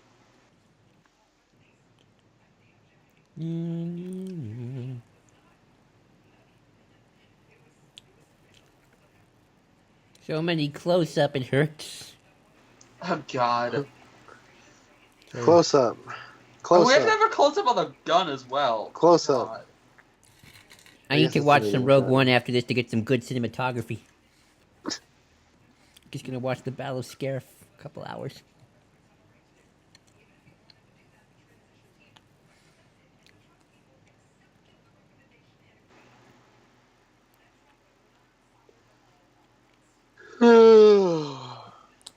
Been working on something else on my phone while I'm watching this. So this is where they just like blow their load of cash. They're just and like all those people are now dead. this. So Christopher Nolan's a filmmaker of taste. He really doesn't want to put stuff in there just for the sake of putting it in there. He puts, he wants to tell a story, and he tells the story as best to his ability. This one, it's like they wanted to spend so much money on this movie, not because the story necessarily warranted it, but they just wanted to spend a lot on it because they could put a lot of like ridiculous special effects and whatnot in it, so that people will then go and watch it because they spent so much money on everything. So they have all of this needless, endless, mind-numbing, ball-numbing action that doesn't mean anything. It's just there so they could And spend again, it's all money that if on you it. possess a morality, what is this fucking morality? Like, oh, we don't. When you really get down to it, Zod seems to have more of a morality than they do, just a twisted one. Like, what? She's just like, oh, you possess a morality. He doesn't. The whole moral message of this film means nothing. Do you guys want to, speaking of money, Connor, do you guys want to talk about this movie made? I don't know, how much money did this movie make? Because I know it didn't make what they wanted. Well, let's not talk about the fact that this also isn't technically evolution, but whatever. What's that? They don't use the term evolution correctly. But Oh yeah, they don't, and that's a stupid line. And she sounds as bored as she possibly can. Yeah. We have the evolution. Yeah, no, so this movie didn't make. It wasn't a bomb, but it was a modest hit. They wanted a flyaway success like Dark Knight Rises, but with Superman. But this time we could like build in a lot of sequels, and we could milk it as long as possible. It was a modest success, and then it was reverse engineered and turned into a universe after the fact. That's kind of what happened. I do not understand what's even fucking happening right now. Well, they're punching each other. This isn't even a fun fight to watch. What is she even trying to do? She's like ripping his eye, just so we can have her eye get cut open. Because that'd be awesome. It's just. Ugh. Michael Bay is laughing right now. Nah, well. Like, Nice that's master. weird. This movie spends so much time being so straight-faced and earnest, and this is a serious movie. This is like the most insane. Oh, be sure to drive U-Haul. But this is like the most insane, like, kid. You all, for when you store. need to take down a helicopter. Yeah, and it's just like blowing everything up like a child, like insanoid right now. Like, this feels like a completely different movie.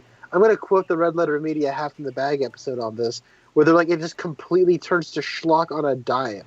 Like, if this movie just went insane, like just a couple minutes ago.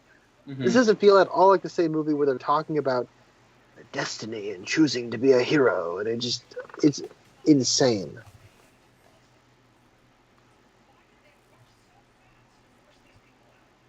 Why are you shooting at her?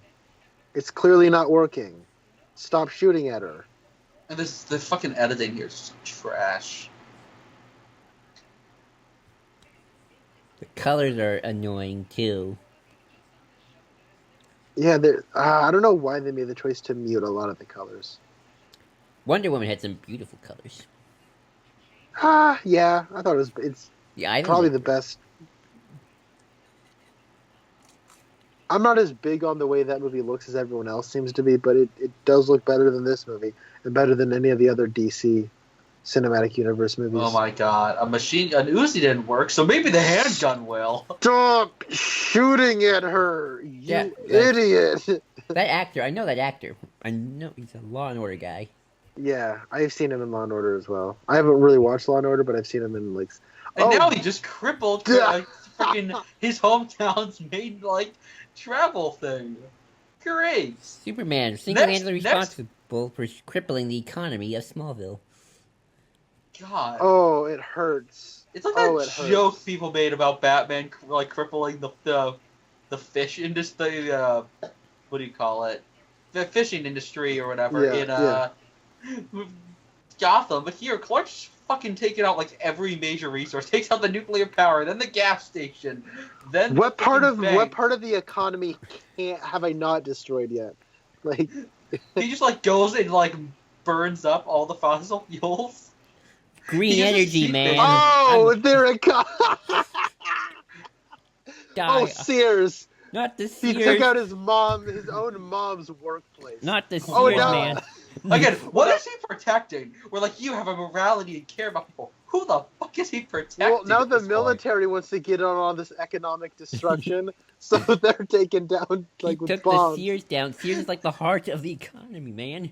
There is no His economy. own mom works at Sears. He is now Point? greatest son ever. I am responsible for my mother's unemployment. Like seriously though, what is he protecting? The people on those in those buildings are clearly dead at this point. Yeah, Like, what does the Superman actually protect? staying What- inside, it'll be safe. Himself. It's disgusting.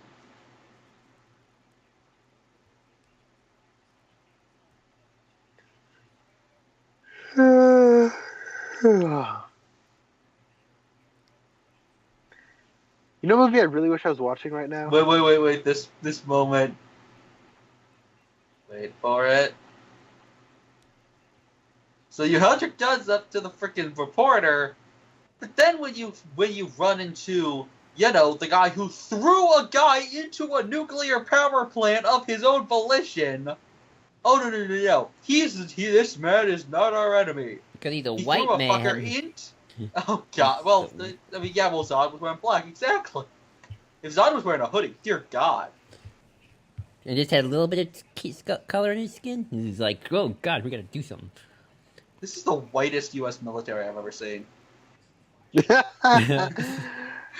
How do you like that the Transformers military has more diversity? Here we have the token black soldier and the token woman soldier. Michael Bay is laughing at Snyder right now. I should feel something about that picture, but I don't. Because it's cute. It's kind of... I feel sorry for you, Connor. Last time you were with me, we watched the original Godzilla. Now we watch this. Yeah.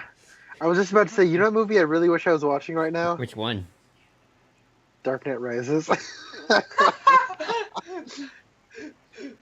Yeah, I probably want to watch that too. I don't think a house can really be replaced just like that. Yeah. You know what Especially won't be after replaced? A car got thrown into it. Especially what now that won't she has be no repl- money because he destroyed her freaking job. You know what else can be replaced? Mortgages. We can replace your mortgage with the second mortgage.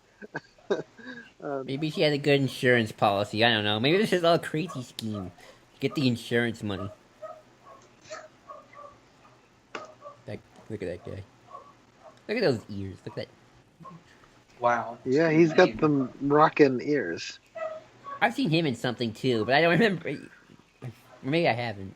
He Wait, looks... did we have to do a flashback to remember that thing from the beginning of the movie with the codex?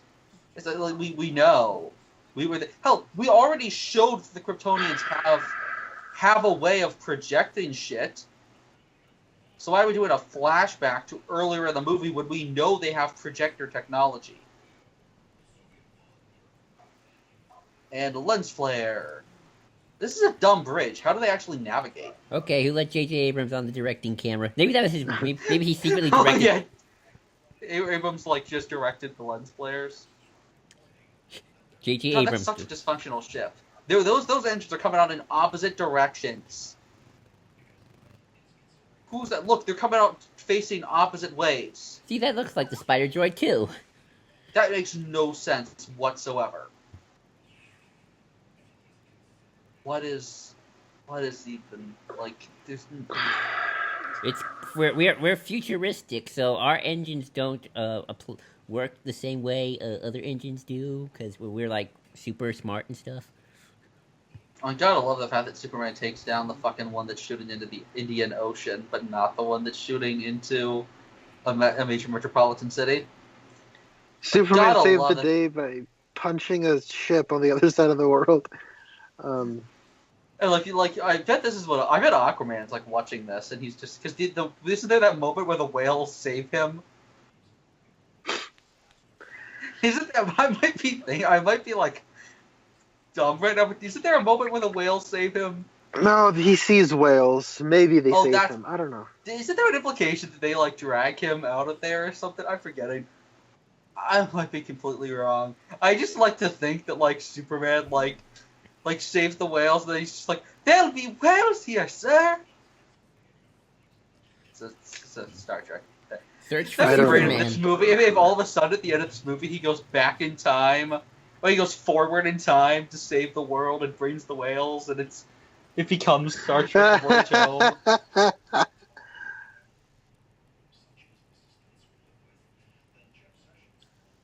Kryptonian vessels.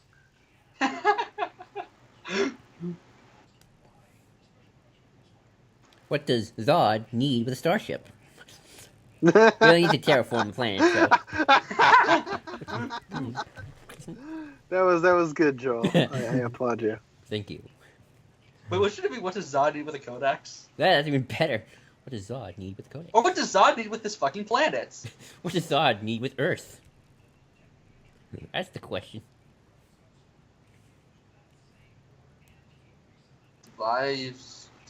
No. I remember- You know he can stop you. Just fly away. He has warp. Clark doesn't have warp. Take off now and go to somewhere else, and you will not have to worry about him ever showing up. You know, I just remember 2013 was the year of the terraforming, because this was also specific Rim's plot too, except done better. 2013, all told, was a good year for film. This was not one of them. I also remember people were kind of nervous about Godzilla 2014 because they thought, oh, what if it's like Man of Steel and you don't say the name Godzilla? At least they said the name Godzilla in the Godzilla film. They don't even say Superman. Godzilla should have had a giant G on his chest. And they're like, what does it stand for? Where I come from, it stands for nuclear assured or mutually assured destruction. Well, the funny Well, thing here is, it means hope. well, the funny Here- we have hope. But Superman didn't have the dope, so maybe that's why he's a terrible superhero. He needed to go to Alderaan and get some of Bale's dope. exactly. Like Jimmy Smith should have shown up with a bunch of crap. I love the fact that anyone who does not know our personal conversations on Twitter does not understand what that joke is, and I'm so happy. What should have happened during that conference scene with Superman locked up was he should have looked at the military guys, and then Bale Organa just randomly shows up when the music starts to play, dun dun dun dun dun dun dun. And my Mothma's there too for no reason. And then it just lights up. Yeah.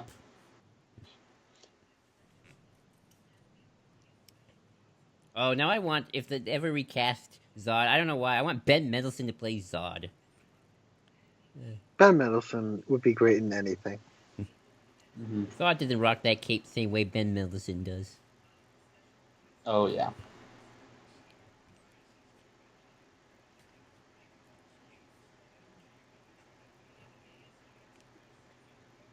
Most of the people in this movie being like, maybe. Just God. I really want, I really wish this just continued, in BVS, just you want Chinese or pizza? Maybe. It's not an answer, Clark. Maybe. It's just, are you having a stroke? Maybe. God. I'm sorry, guys. I'm struggling to stay awake. No, I'm doing other stuff too while watching this. I feel terrible. I'm a terrible commentator right now. It's this movie's too long, and there's gonna be mindless action. Why is shit floating? Why is that a thing? Why does terraforming cause shit to float? But not everything, just some. This movie's boring. The next movie's gonna be worse. Suicide Squad. At least the next movie we're gonna have passionate hate towards it. Yeah, and then Suicide Squad comes, and I don't know how that would work out. That'd be more depressing, maybe. Oh, hi, Superman's butt. Hi. I was just gonna say that crotcha. You gotta have it. You gotta have it. I mean, that was like a gooch shot. You got a little bit of the sack and the butt. I mean, that's great. Yeah, seriously. Oh, sorry, he was a little finally bit of the- contorted. He was contorted into a 90s I hate that the life sun fell keeps dried of a blocking. female character for the first Yeah. time. I hate that the Sorry. sun keeps blocking out my view of the planes. I want to see the planes. Dang it, not the sun. A little bit of sack, a little bit of crack. Boom. And Superman just needs a little bit of hope and some dope. All right, now I'm ready to save the day. Okay, I guess now he just mastered everything super powery. Just by looking at his hand. He looks almost high. It's just like, oh my god, I have 5 fingers. Just got out of a Simpsons cartoon. Now he has 5 fingers.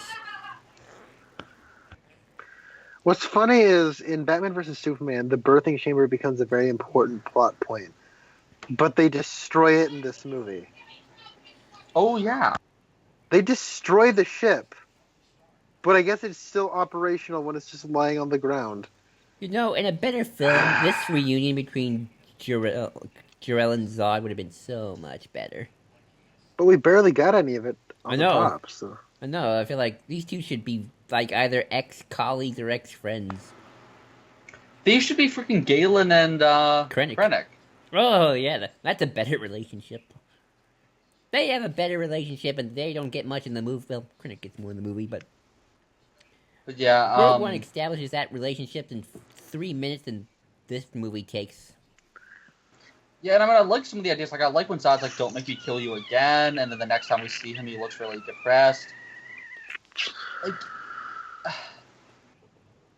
How come nobody thinks to attack this thing from above?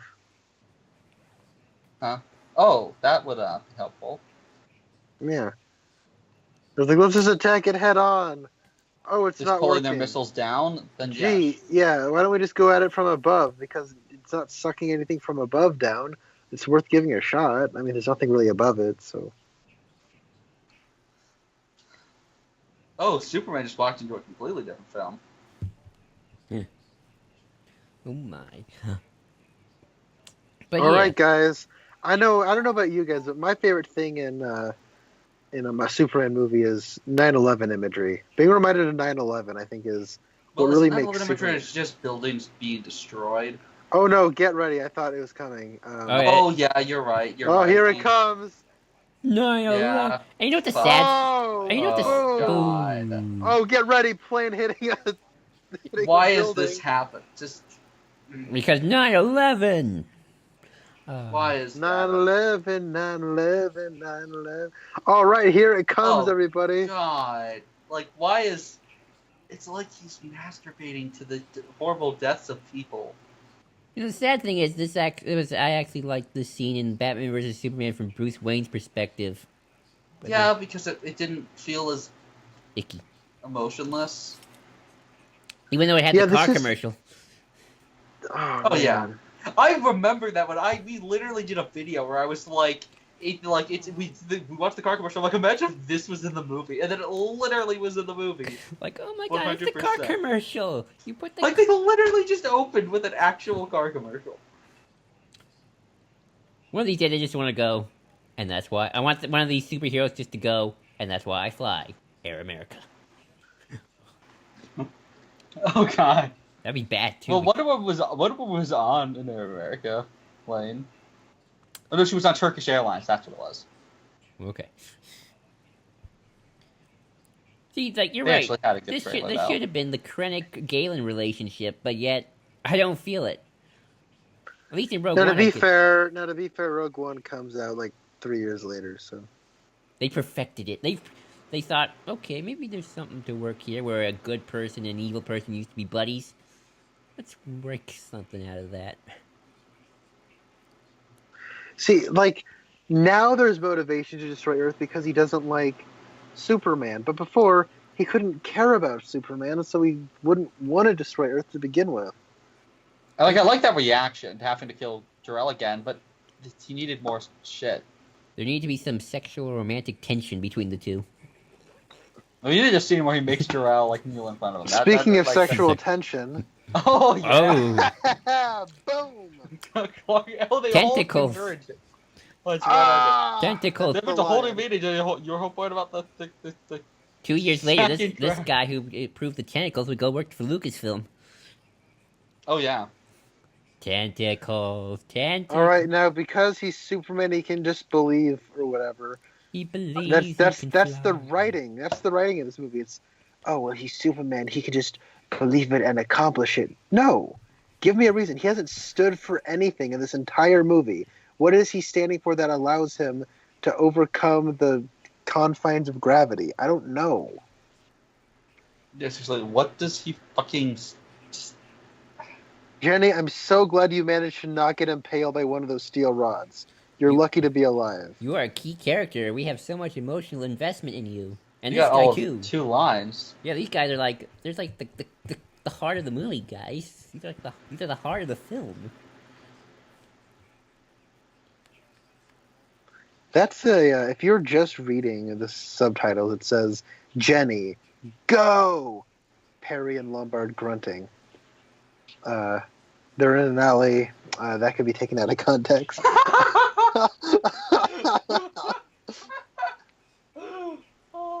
I wish there was like no image. We just hear that from afar. It's just like Yeah. It's just a shot of the terraform thing taking out the alley. You don't actually see them. Come on, bud, damn push.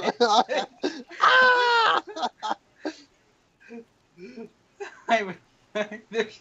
This is So what here's devolved another into. reference to Superman the movie. His face turns into Christopher Reeves for a Yep. split second here, and he then flies up. But I don't know what he's standing for. What's his agency? I don't know. It doesn't mean anything. It's just there because the script says, and now he's going to save the day just in time. Maybe Christopher Reeve was trying to come out of his body and take over, and like I'm gonna be a real Superman. I'm gonna save a kitten out of a tree first. That's what this movie needed. Well, Batman versus Superman, man, it had that girl being saved from the burning, and everybody praising Superman because he's Yeah, I'm not talking about that. He's Jesus. Superman versus Jesus. That's a brilliant. Love you, Ian. Dawn of Allegory. Exactly. Oh man, there's sexual tension all over this. He just said arm the package. He said that earlier. He said he had it back. Oh my goodness. Oh, we still got like 25 minutes left in this thing.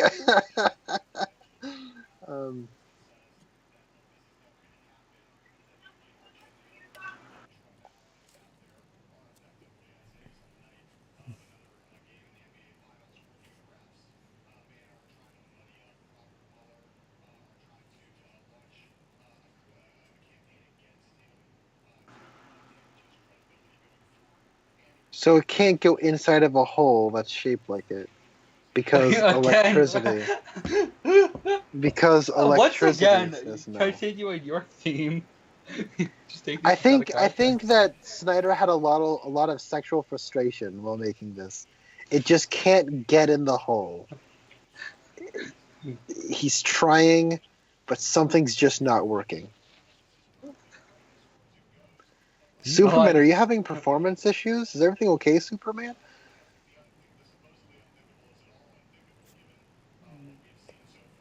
This back's open, they should be like flying out. You can't be flying at high altitude and not be like pulled out. Like that. No.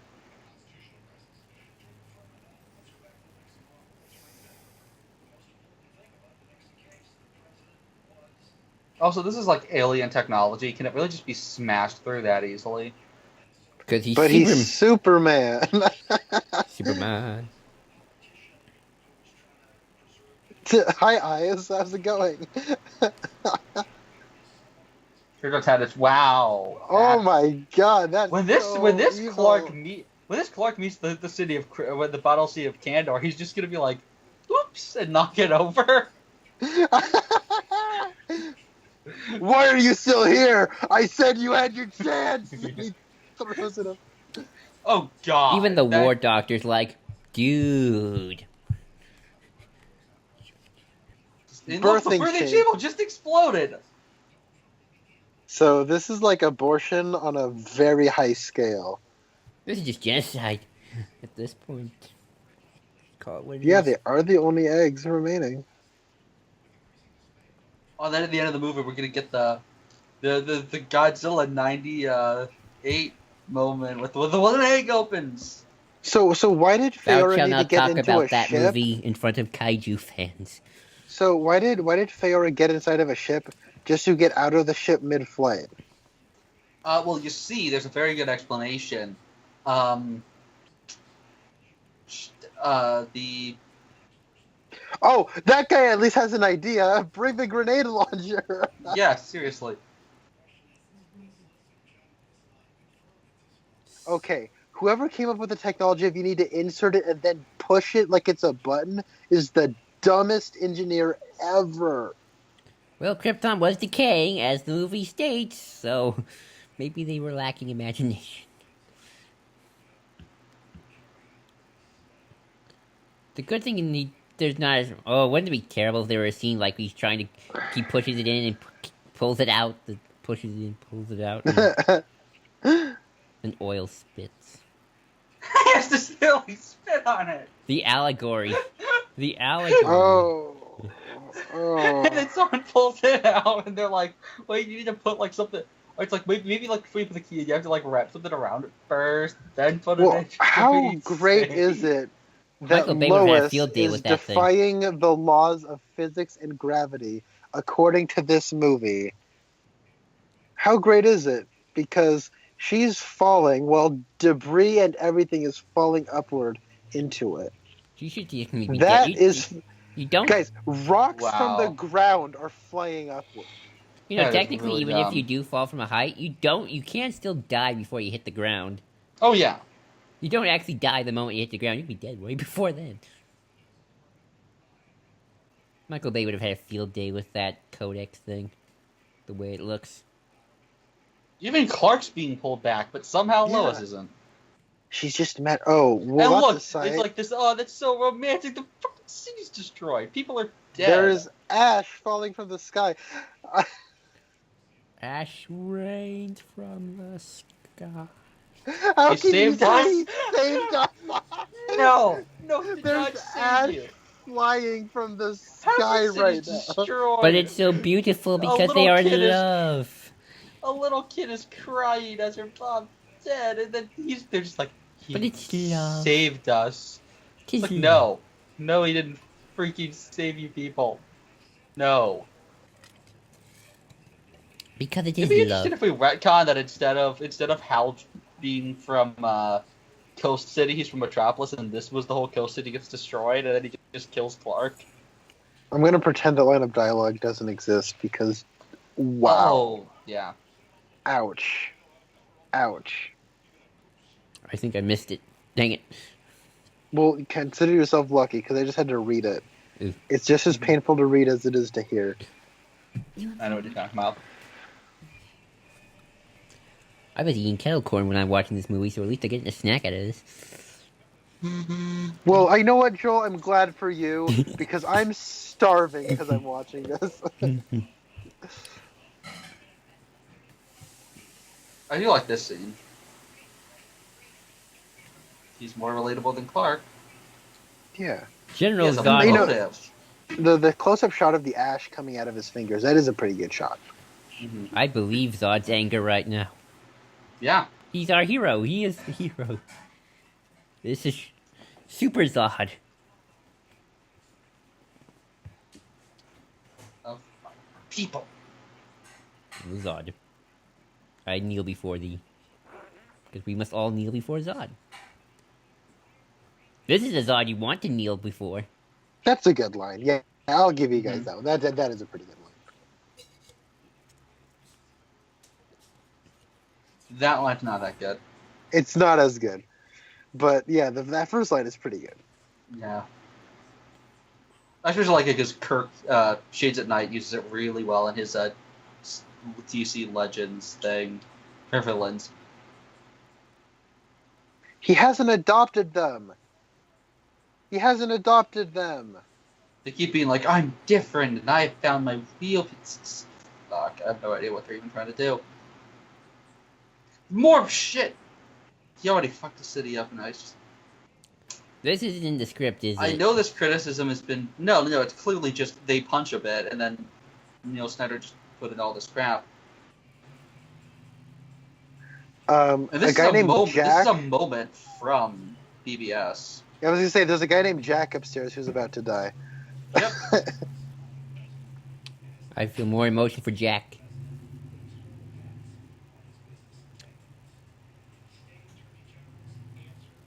Like, again, we don't see anyone in these buildings. Clark doesn't actually save anyone. You were gonna say He saves people just by extension.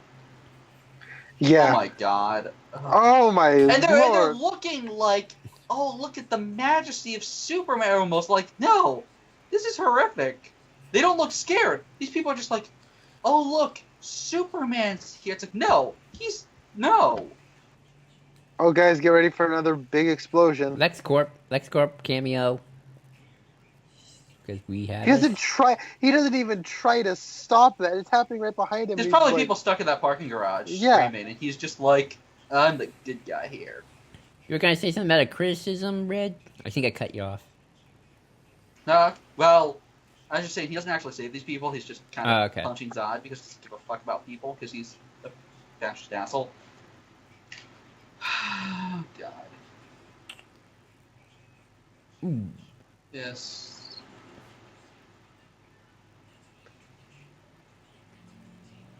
That's 2 ways. Yeah, wow. Although he's like a freaking gorilla. He's just like, He's like Doc Ock from Spider-Man oh yeah! 2. Aunt May just shows up and beats his ass. That's great. Diane Lane, for whatever reason, is like, I'm in danger! Woo! Doc Ock caused less destruction than these two. Okay, this, It's funny. that is like out of a cartoon! What It is makes that no doing sense. in this movie? You already did your monologue, dude. He's trained on Earth his whole life, you moron! Oh my god, this is hurting my head, guys. And then he's now like, oh, the more intense the fight's getting, that means I should, what, just use Strip. less armor? Strip. There's a lot of grunting. He's like, there's only one way to repopulate Krypton now. We must bend the Open laws those of anatomy. sweet cheeks. Spread those sweet cheeks, Cal. We must bend the laws Oh, of God. anatomy. Fan fiction writers, go! Alright, this is where they turn... I think the special effects in this movie are largely pretty good, but this is where they turn into balloon people. Like, Oh my god. He Oh does my not- goodness. Oh god, that is not a human being. This looks like a video game, and not a good one. He's using him as a bludgeoning item a bludgeoning weapon against buildings. Oh, that's bad. That's bad. Ew. Yeah. Oh. Him swinging him around by his man. cape. And we randomly cut to like the Superman symbol in the middle of that. That was weird. Oh my god, that Yeah. You see what I'm saying when I this say is just 9/11 mindless imagery? destruction. He just God. ran into people. Do you see? There were people in that building. We saw the people. Oh, there's a Wayne Enterprises satellite. Oh no! Everyone's The gonna Wayne look at TV. Enterprises logo from the Dark Knight trilogy. Yeah. Cause that was the rich. Cause people wanted that crossover. Dude, That Bruce Wayne would just be like, come the. oh, he would hate this version. He would. There was no way in hell that Batman would ever win in a fight against Superman, but he probably like nevertheless like just be like, no, screw you, man. His face right there is great. He's Oh, like, boy. "Ah." Everybody says, "Will he try taking it to space?" No, he didn't try. He got flung into Oh, space. it's coming! It's coming! The big one. The big one. The one everybody goes home with. Those people run could the other. Wow. You know what? They deserve to die for being that stupid. have. Let's let Darwinism take its like perform its purpose. You heard it here first, folks. How'd Lois know he would end up here? 'Cause He's she's on the other Lois. side of the city. Because they're in love and they can feel their connection. Oh, they can just see you. Oh, Also, he pulls his head in the direction of the people. He does. It's the dumbest of all things. Because, you know what? I'm not If they even followed against putting Superman in that kind of situation if you actually establish his morality and make it a really tough decision. Yeah. There's like 18 ways out of this, and we don't know him as a person. Why is this bad for him? Why is he upset about this? You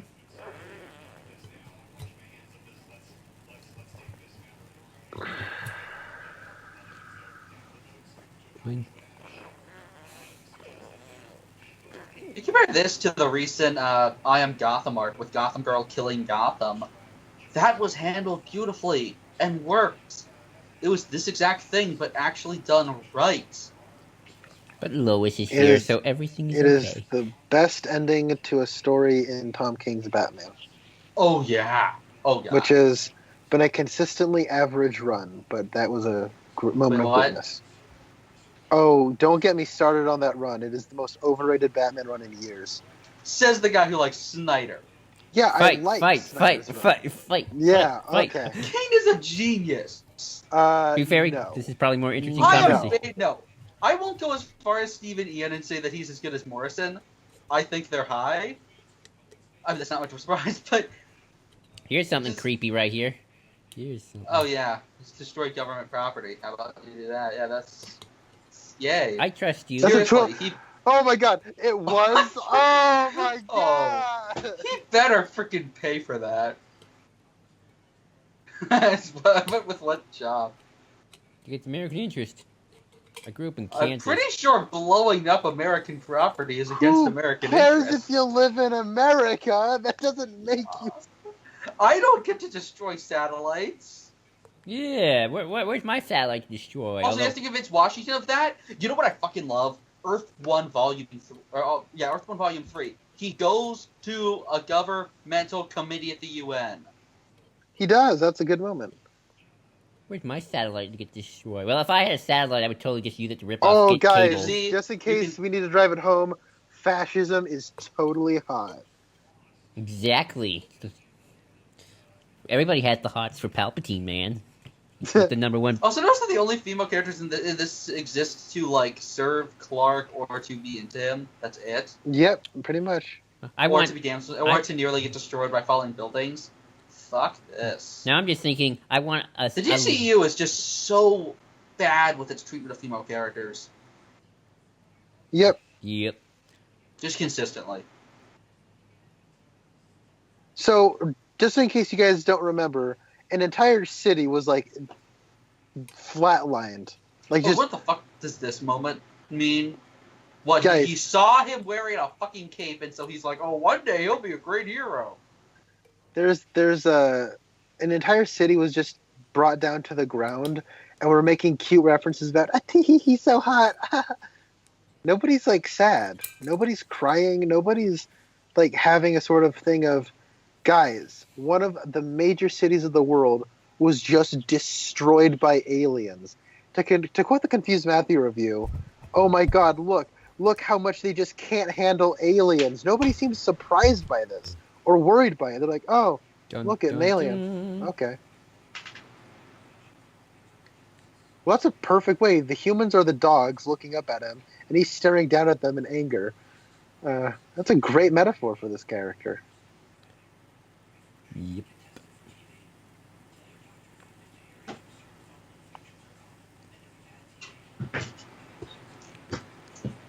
And it's almost over, people. Almost over. Just end. End. End. Well, he's got to put on his glasses. Oh, but not, you can't see it. Just see it. Yeah. Oh, let's joke about going to the game. The building. Their city was like. I mean, you're older than us.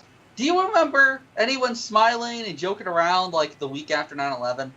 I was 6, but I don't. Yeah. You know, it's like this scene is missing a part of somebody going, "Wow, now that building's no longer there, look at the view." I think he's. God. I think read that like, he's older now than that me. half the population's dead, traffic is so much better. I rode my bike today. Yeah, I mean, we just had a big And they're terrorist like, attack. and Clark's just like, I'm so glad there's a job open. And they're like, oh yeah, Superman accidentally smashed one of our last people, so yay. And that Oh was my Man God, of it's Steel Silver over. Thinker. Oh my God, that was probably the free. rough. That was rough. Okay. That was the worst viewing of this movie I've ever had, and that's saying something, man. How many times have you seen this film? I've seen it like 5 times now. Probably my 3rd time. You've avoided this film for so long. Probably 3rd as well, and one of which was watching a commentary. Ah, man.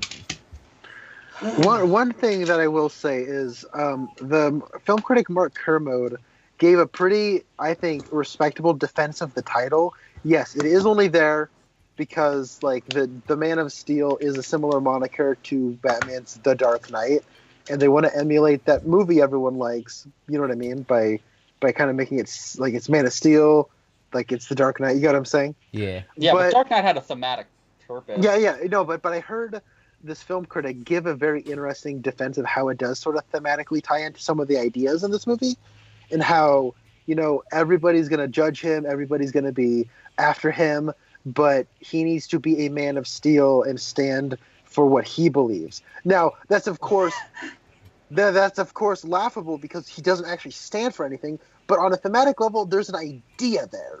Do you But get then you what- also get into the whole thing of compromise isn't the enemy. But then again, we're talking about Snyder and all this objectivist bullshit, where compromise is the enemy of objectivism. Exactly. Look at this cast, guys. Oh, I turned the film off already. I can't even look at the credits. I'm watching the credits. I can just read them off. Henry Cavill, Amy Adams, Michael Shannon, Kevin Costner, Diane Lane, Lawrence Fishburne, and Russell Crowe. That was on Christopher Miller. That was on the DVD box. There's a behind-the-scenes feature called All Out Action. Yep. That. Another called Drink God. of Discovery, creating ministry. That's just a great way to celebrate Superman Day. Donner film still on Netflix. Maybe I'll check that. Okay, out. guys. So next time when we do a commentary on Batman v Superman, I'm gonna make an executive decision to say we're gonna do a commentary of the theatrical cut because I can't do the Ultimate Edition. Okay. Yeah. I haven't stopped the recording, Yeah. by the way, so the audience has heard that. Okay. Did anybody want to say something final before we turn this off for I think we our piece? Bad movie. Bad. But boring movie. Well, boring is bad. It's dull. It's dumb, and it's so far up its own butt crack. Yeah. Yet I still feel just more apathy than hatred. You feel apathy towards everything, though? That is true. I understand where you're coming from, Joel, and here's the thing. When I have to think critically about this movie, it completely falls apart. When I just try to go back to a simpler time in my life and try to, like, get all nostalgic, I do find myself enjoying this. But the problem is, the older I get, the more I think critically. So this movie has not aged well for me, like, at all. I used to, like, give this movie like a 9 or an 8. I'm like, this movie's great, and then now it's like a 3 or a 4. Like, it's really I think down. this is boring. I can't even find it just like on a dumb level entertaining. You know what we need to do Like, is is in between this and the BVS review, I think we actually need to watch Superman the movie. Down for that. I'd be down for that. I need a palate cleanser. Yeah. I need Christopher. I'm gonna see Wonder Woman next week, so at least that's that. But anyway, people, that was our Man of Steel commentary. Hope you enjoyed it. Or at least the commentary part. I look forward to the hate mail. We don't get hate mail, man, because nobody watches our This stuff. will be the one time. You just wait. When we review BVS, I'm at. Oh boy. Well, send us your hate. Send all hate mail With to. Steve no longer on Geek Pollution. Send all hate mail to Red Leaders Antilles at redleadersantilles on YouTube.com. Well, until next time, signing off. And, well, wish us luck for next time. Bye.